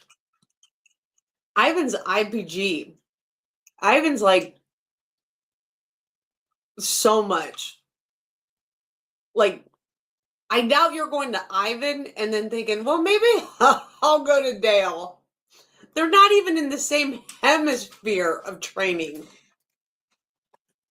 Break into my members area, right, and all that. I mean, that's the stuff in the dog training world that's going on that is totally, like, I don't even understand how these people even have followers. Like, really, I don't. But the people that didn't reach out for help, I can't help people if you're not going to reach out. I'm all about helping people. I take a mentoring approach, so. People are, I hate to tell you this, Dale, I don't know who, like, gave you the confidence. I mean, the confidence is awesome, but I don't know who gave you the confidence. You and Ivan aren't even on the same level of training. Like, not even close.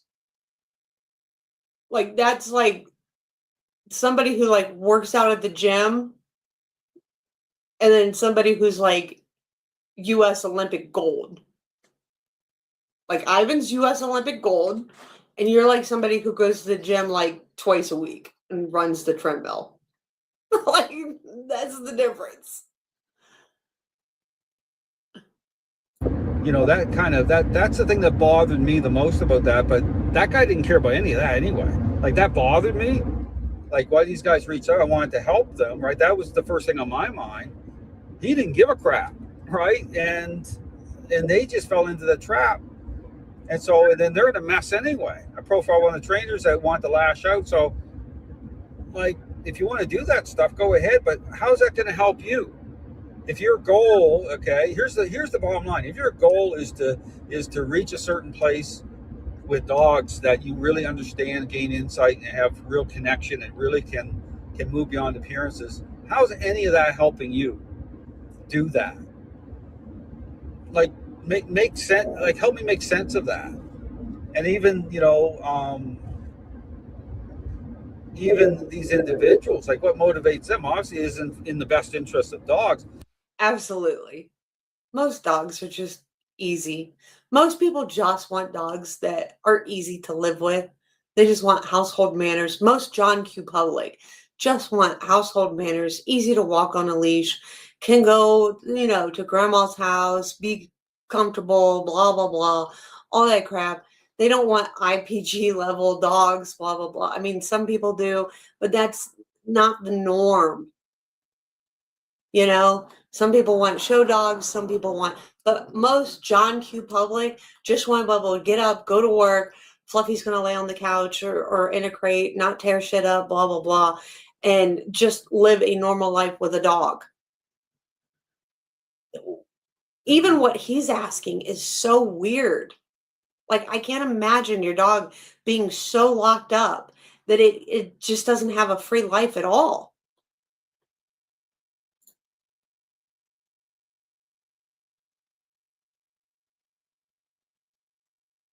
Right?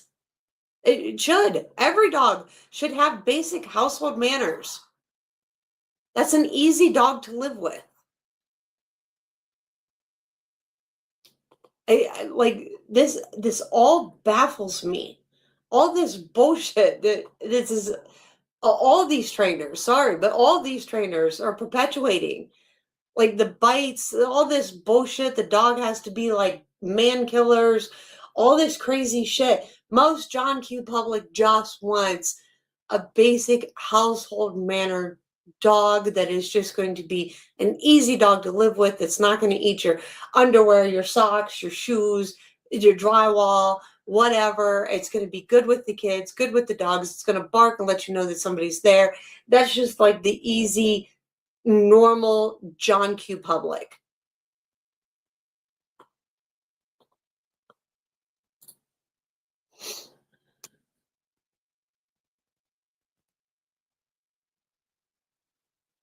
So crazy stuff alone. Right. Right. I mean, that's most people just want to live with a dog that's easy to live with. Won't go to the bathroom in your house, won't tear shit up, will walk on a leash, will get in the car when you ask it to take it to the vet. All this just normal shit. They don't want a crazy, wild fucking dog and one that's going to be a liability. I don't know where all this fucking crazy shit came in since literally since 2020. Since 2020, life with dogs have gone nuts.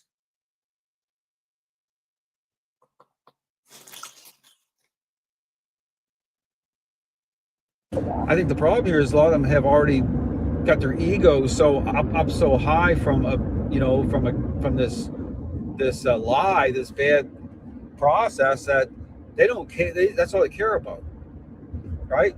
They're in a trap. So, and these people are all social media driven. They never met me in person. They don't know anything really about me other than what I'm saying on my videos, which is all 100% about a process. But a lot of times you can work beyond stuff through relationship. Okay, getting to know somebody and saying, "Oh, I know Dale. Met him. There's none of that." And so, yeah, I'm gonna, on social media. Well, if you've had all these people that you've trained all these dogs, I mean, shit, he said he trained over 1,000 dogs, which is crazy to me. But if he said that on a newscast, if you trained where are all of the people that you've trained these dogs to do all this crazy shit? Why don't you have any of those people, sticking up for you, saying, no, his method works? I can't believe all these people are like not being able to play with their dog. That's so sad. I'm going to push back with information, but it's information, right? So, but it's solid, okay? There's no hidden agenda here. So all to say that, I talk about people like questioning about, things, with the dogs, like how does this work, or, and this thing, and they're going into my videos. One said they watched my debate I had with Miracle Canine a couple times. They had the notebook out, which is all great. Don't get He's mad you You took notes. Don't take notes.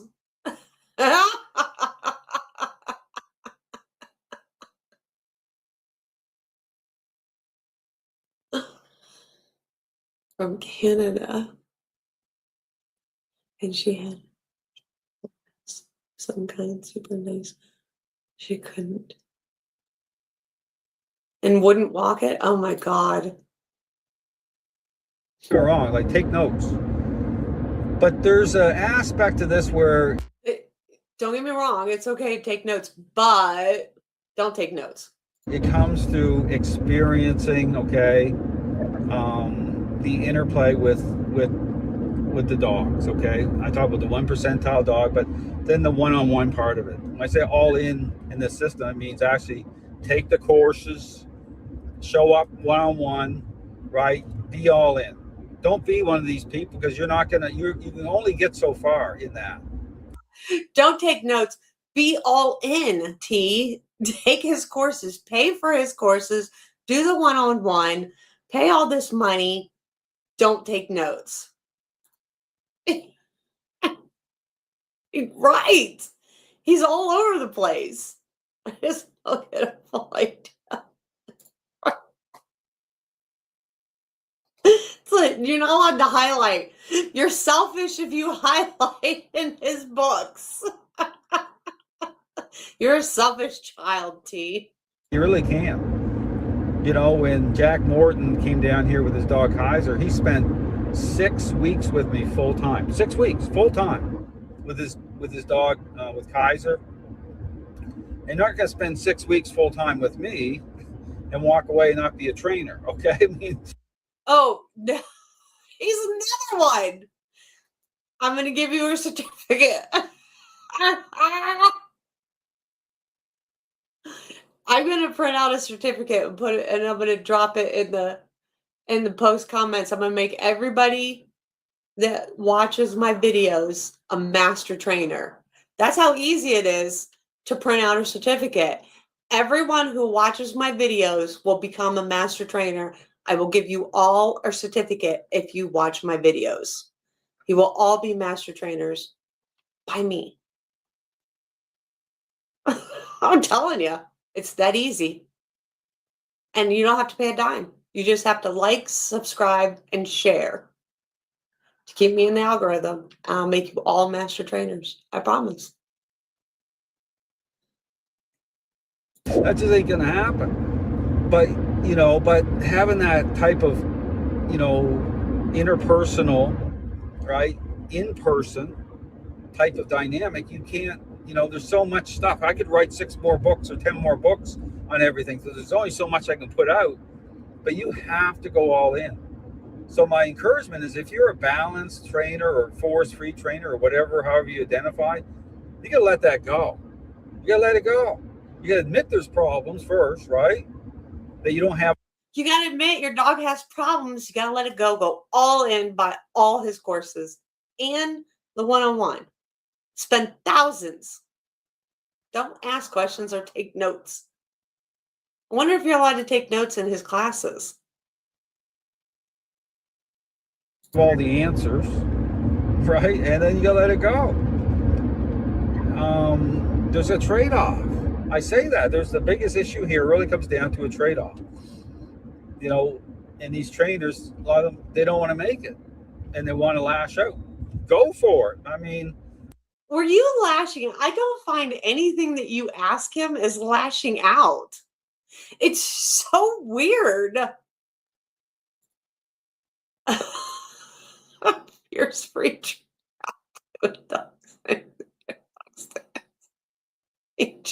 Me too. Me too. See, just that, you're a master trainer. I'll send your certificate in the mail. Gee, I'm making everybody a master trainer. Apparently, it's that easy. These certificates are such bullshit. That's on you. I'm not, you know, there's no wavering here, right? There's no. I'm seriously, I'm gonna, You can look at all his videos. My 2 comments, one asking and the other. I know, I did.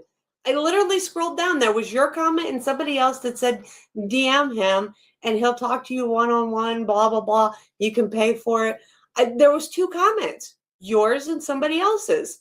So I don't know what he's all in an uproar about, except that you wouldn't pay for his damn courses. I'm literally in my post. I'm literally going to make everybody a master trainer. If you like, subscribe, and share to keep me in the algorithm, I'm making everybody a master trainer. I'm going to put a certificate in there. You can just sign your own name to it. You just print it out, and I'll put my name on the bottom of it, make everybody a master trainer, and you can say that you're all master trainers because that's how easy it is. And all their account, right? Exactly. That's what they all do. I've learned that so many people on IG, literally, this is the crazy thing. On IG, I know someone, particularly someone, that has 7 accounts. And they will post something, and then they will argue with themselves about whatever they posted and argue with themselves, constantly posting with their 7 accounts, so that they get other people to post back and forth, arguing with their other accounts to make it go viral. Like, you're not going to convince me of that you're right at all when you're wrong. You're 100% wrong. So people have no idea that the system of training was based on, number one, the relationship I had with my police dogs, right? Reuben specifically. And putting all that stuff under the microscope. People have no clue, right? You talk about learning theory, right? We have no clue, putting all under the microscope in a very personal way, right? Seeing it and seeing all I understand all of it. Breaking it all down. I took the time these trainers never took. And That's why I said they don't mean anything. There's no national school of dog training. There's no standard. There's no set standard. There's no nothing.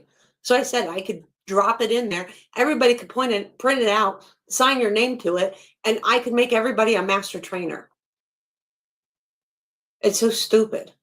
Ego from these people, right? They have no clue. But see, that's the problem. That's their blind spot. Pride and ego blinds you to certain reality, certain things.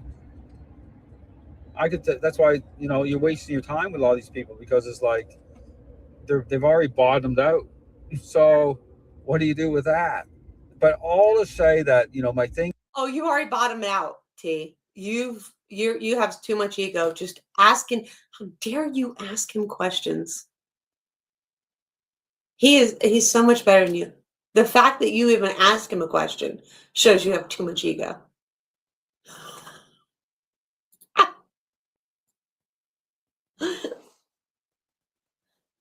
Well, if it doesn't learn, then why is he even training? Here is like, I would love for people, the more people I can have experience what I've experienced, why wouldn't you want that? That's the bottom line. Don't listen to the dog training community, all these people, that's just, look how bad it is. Wait, don't listen to the dog training community? Isn't he part of the dog training community?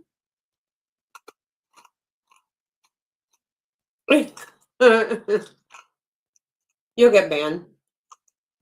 Your own journey, ask yourself the question, do I want that?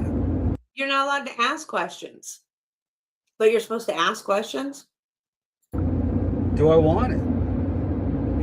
These people are missing out. I see it as they're missing out on so much. You're missing out so much through that connection to what it is, experience that through nature with dogs. These people are missing out so much. You have no experience. Your dog's not allowed to move. You stop it from thinking. You stop it from moving, from looking around, from sniffing, from being a dog. Your dog is literally just choking itself out, no oxygen to its brain, and just that's your dog. Or if you had a dog, you don't have a dog anymore. You got rid of it for pissing on the floor. because it wouldn't listen.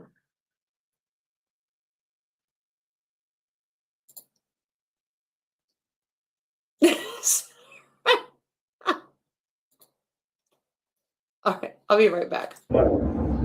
And so, you know, I just tend to, you know, not think about it, leave it behind. But, you know, but it's sad. So all to say that, I know I'm kind of going on some rabbit trails here, but my thing here is I'm here to help people. I'm going to continue to push back on the nonsense, but your first, you know, train stop, okay, if you're on that dog training train, your first stop should be get up before you even say anything about this system of training, okay? This is the thing that kills me about these trainers and stuff. You should look around the dog training community at the mess, and you should ask yourself the question, what's going on? Then go watch my Flipping the Script series. But that's the first thing you should be doing. These people are mouthing off on my videos, like mouthing off, saying stuff. What are you even saying? You have no clue. No clue at all. You're just mouthing off. Why don't you just be quiet and leave social media for maybe a year and self-reflect? Because I swear none of these people have any introspective, any insight, because they just, there's no pause button. They just get on social media and they just want to argue and debate, and they're in a mess anyway, and that makes no sense to me. Always learning but never coming to a knowledge or understanding what the truth is. That's what it is. So again, if you have questions, check out the system. There's lots of kind of entry points, my books, you know, the videos, the member area, you know, has lots of extra videos. In my my board and trains, there are lots of behind. I think he really ruffled his feathers. I mean, honestly, though, like, I don't know why you were in such a mess, T, that you had to ask him any questions. Like, you should have just been all in and taken his course, for one. But yeah, he's not doing a very good job of leaving it behind, because he is on a 22-minute rant about why you're in such a mess. And thank you. And yeah, and the questions are really bothering him, that you would question him at all instead of just taking his course. In the scene, lots of extra content. My courses, okay, I'm going to plug them because it's the same thing. The introductory to the relational approach course, that's, you know, it's a couple $100. It's the best money you ever spend if you want to gain. So it has my 4. Well, you know what they say? What is it they say about cats?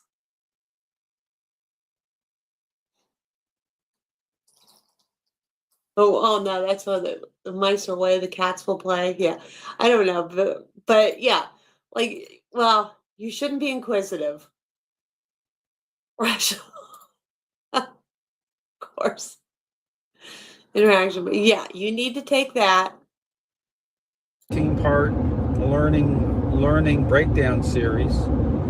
Okay, I go through point by point through all of it, balance, force free, but not in a naming names way or like that. I go through it, counter condition. I go through all the concepts. That's what it was. See, curiosity killed the cat. T. And you know, align them. They and contrast them through the system. I go point by point. It's a 14-part series. It's part of the course. Then there's dog training exclusive videos with devices, everything all through. Right, yeah, no one's ever seen.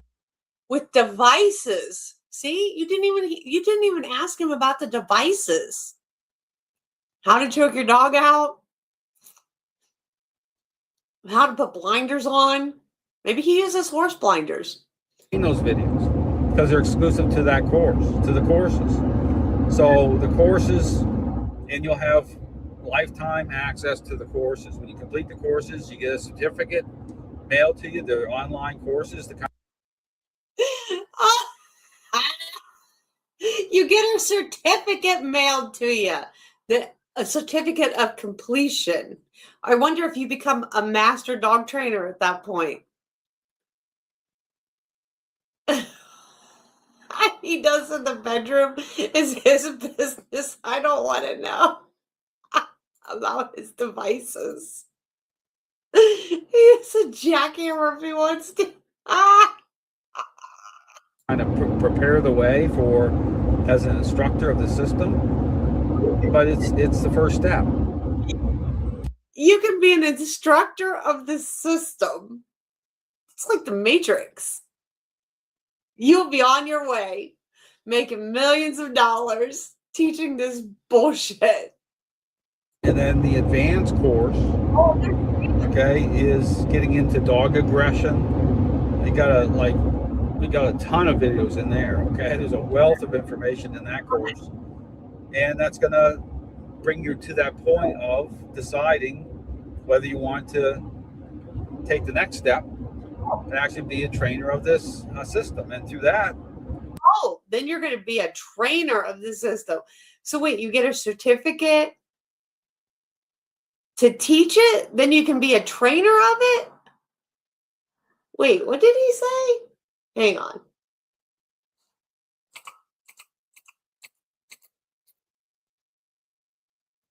as an instructor of the system? Oh, you're an instructor and then a trainer. So there's steps. I wonder how many instructors he has and how many trainers he has.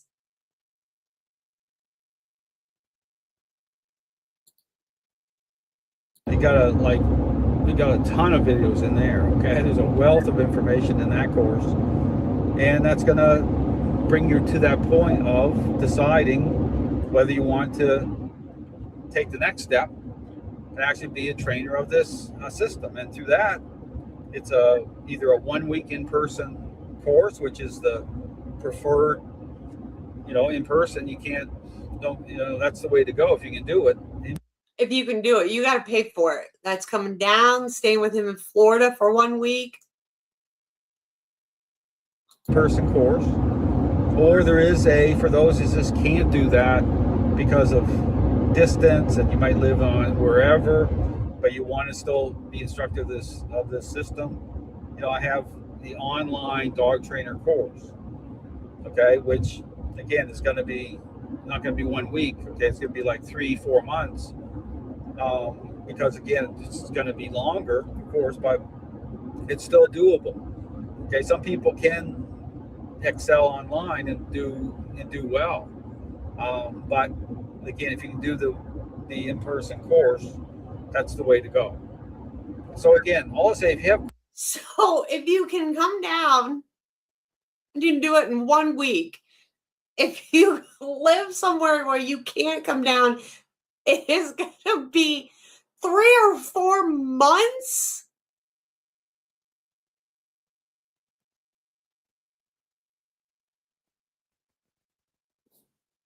Oh my God. That's nuts. How does 1 week stretch out to 3 or 4 months?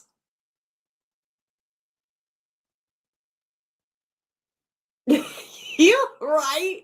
You should show him. You'd be like,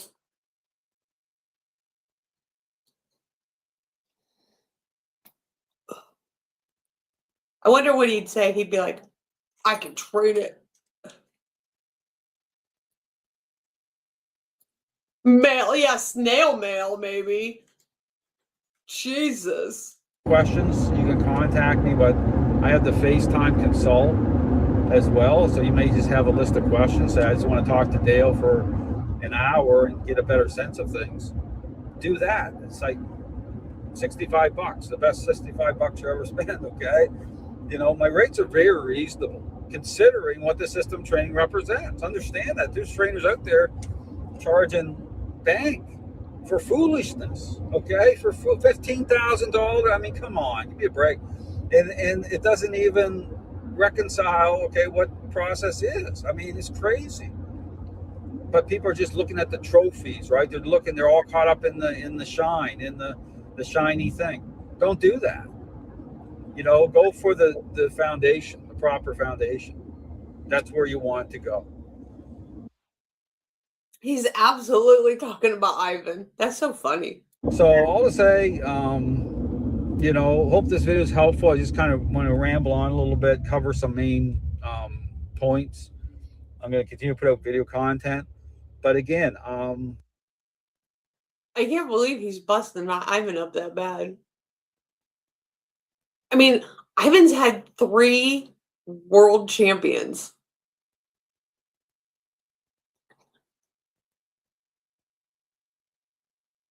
But I'm serious first that he was trying to go over it. Okay.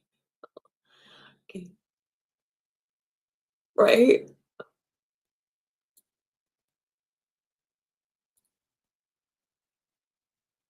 You know, if you want to be part of the system, be part of it. Don't listen to these people. I mean, that's them. You know, they're going to go on right to the end. Okay. I mean, they're going to go on to the end, and for what? For what? It's a joke. It really is a joke. Some of these are just miserable people. What? They train different than what you're training, though. I don't understand.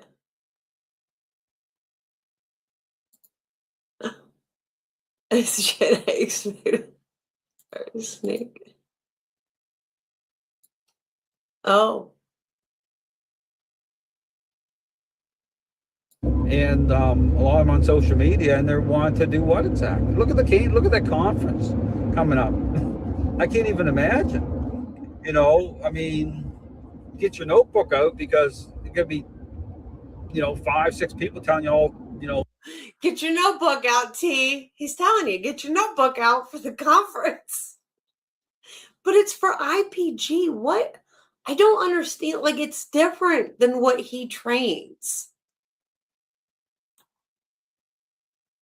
10 different things, because that's the point, right? It's a mess for a reason. I go through all of it. The system of training is a complete original source system. It answers the question. There is no wishy-washy, all over the place. It's very specific. It is all over the place. Like, you can't stay on one subject. You can't even answer the questions that are given to you. You can't articulate what you actually do and why you do it. That's the problem. Like, even Hans is better than answering questions than you are. Like, that is, I don't even understand. And he's from another country.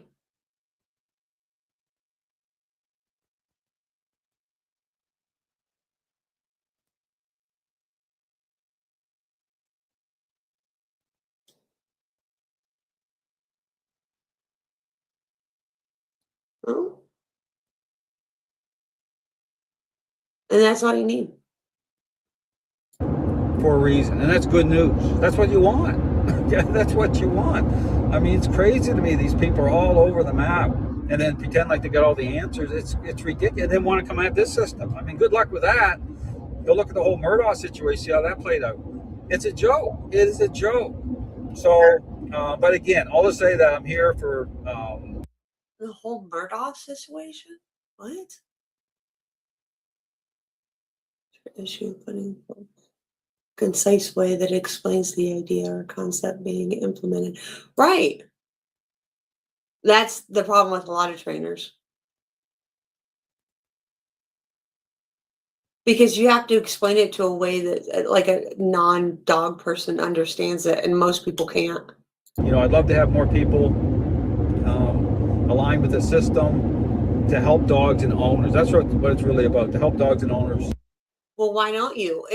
The problem is you can't articulate what you're doing, and nobody can understand it. And nobody wants to have their dog in chains. Like, nobody wants to do that to any animal. Why do you think Barnum and Bailey got shut down? Couldn't stand watching the elephants. I mean, holy hell.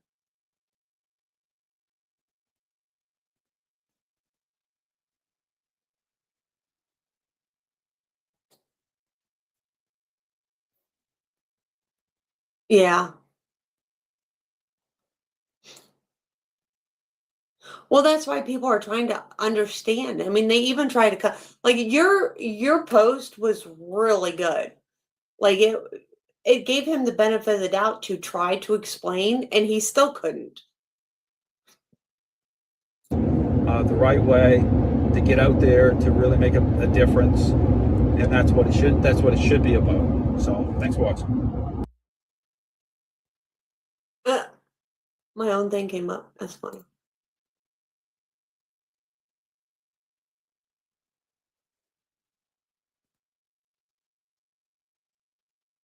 The question of the century. Hi, welcome. In this video, I want to take just a couple minutes to talk about, again, what I call the question of the century, as I call it, because it really goes to the heart of the matter when it comes to why it is that so many dogs and owners end up, with a counterfeit picture of change by way of superficial responses, and are still struggling with a relationship problem with their dog. Understand that this happens all the time, and the blame shifting that happens as a result. There must be something wrong with the dog, etc. Goes on and on. But the question of the century, as I call it, is just like it's like a common sense question that these trainers should be able to answer. Is that what is the criteria they're using to establish that the perceptions of dogs are changing the right way within the framework of responses, okay? And when I say responses, I'm talking about trainers who, and just think about what I'm saying, like 1 minute into a relationship problem, okay, they're using treats, they're using toys, they're motivating dogs to respond, while assuming, because that's all it is, it's based on assumptions, that those responses can be trusted as the be all and end all. The dog does a sit, the dog does a down, the dog stays. And they're just selling, that picture without any consideration, anything by way of connecting dots to, the perception of dogs changing, the motives that underpin those responses. They're just selling it as is to the public. And no wonder, that so many dog owners continue to experience a relationship problem even after getting their certificate, even while dogs are responding in the training environment. It can look fantastic. It makes you feel really good, initially. But then you go back into the real world and discover, hold on here a second. I'm still dealing with a whole laundry list of behavioral issues that haven't gone away. This happens all the time. And these trainers, they can't answer the questions. They don't want to confront the reasons why that's happening. All they care about is making money, and they hope that you don't ask any questions about anything. And you just take the blame and they move on, because pot kettle black much? When you get to this level where like over 99% of trainers are doing it this way, it seems normal. It seems normal. And it's not normal. Okay, I understand it's not the dog's fault. It's not your fault. These trainers, they absolutely refuse to confront the real problem. And on top of that, if you look at the dog training community right now, with all the problems, all the divisiveness, all the infighting, all the confusion, I mean, there's example after example after example. And then these trainers, they don't want to, they don't want to look at these controversies as being symptomatic of this issue, of this problem. They don't want to look at any of it because it's not in their best interest. It goes against their 5-year marketing plan. And they never ask the questions to begin with as individuals. None of these trainers actually took the time to say, as individuals, say, what is going on here? They just took a hold of this idea and they ran with it. That's all they did. And so the problems have been going on forever. So again, I put out very specific information. And again, I call it the question of the century. What is the criteria these trainers are using to establish that perception of dogs are changing the right way within the framework of superficial response? There is none. Okay, understand it's all assumption based and inherently flawed at its core. So I talk about the core ingredients, I talk about the criteria, I talk about what defines a process by way of following a intervention. I put out all the information. So again, Okay, if you're looking at the dog training community right now, you're saying, what's going on? Like, why? Well, check out the information I'm putting out. None of these trainers can respond to it because it's not in their best interest. They didn't get into training that way. Now there's no way out. Okay, understand there's no wiggle room here. There's no way to back out of it. And so they have to be all in. And this is why they don't like what I'm saying. What is he even saying? The owner of the most important thing in the owner's knowledge. So a guy put a 6-month-old dog with sheep to protect it. 0 training, 0 anythings. Well, did he have other flock dogs with it? Because the other flock dogs will help it. It learns monkey see, monkey do. So it would learn from, at 6 months old, it would learn from the other flock dogs. I mean, that's how we taught ours. But if it's just by itself at 6 months old, no, then you start working it with the flock. But we started ours younger.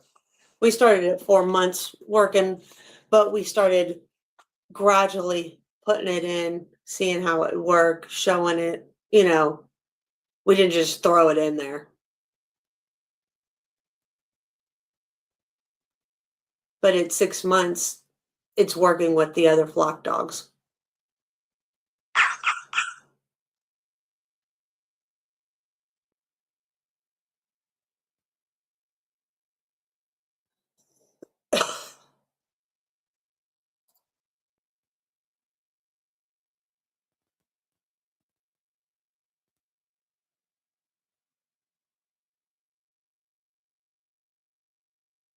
Why did he say?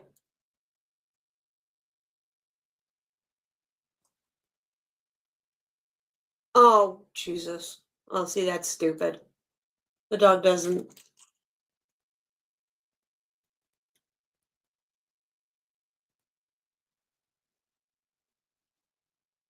Oh, yeah. You should never underestimate.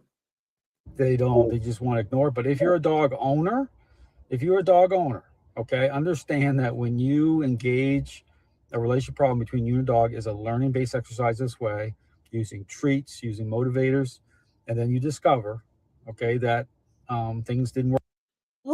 I want to know what this relationship problem is that he talks about. I want him to explain the relationship problem. I mean, he won't, because that's asking questions. Work out quite as planned. You're still dealing with behavioral issues. Don't, after watching this video, you have no one to blame but yourself. Okay, these trainers, all they do is they'll ignore it, they'll blame the dog, and they move on.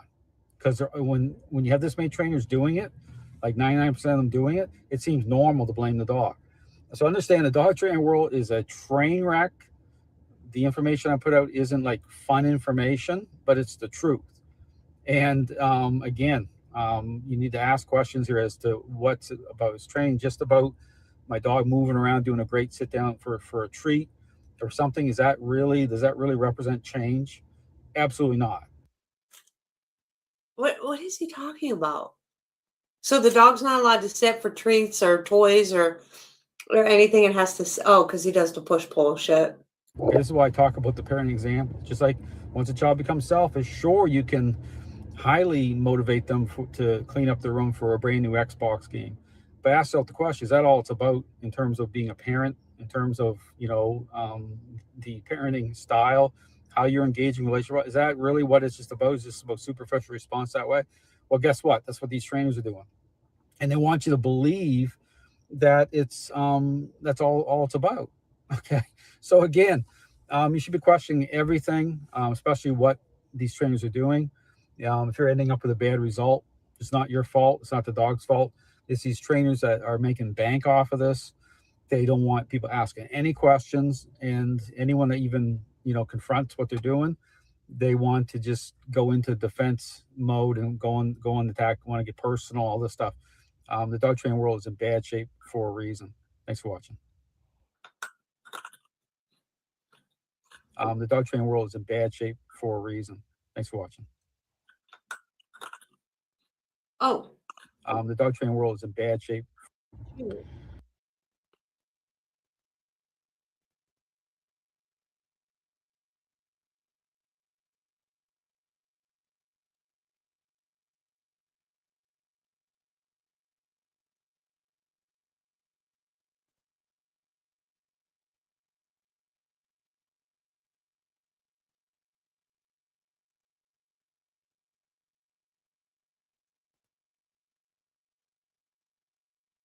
Right. I don't know why I keep playing my own stuff. That's funny. Anyway.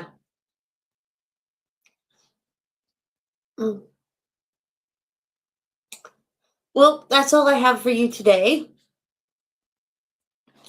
I think I'm going to get off here.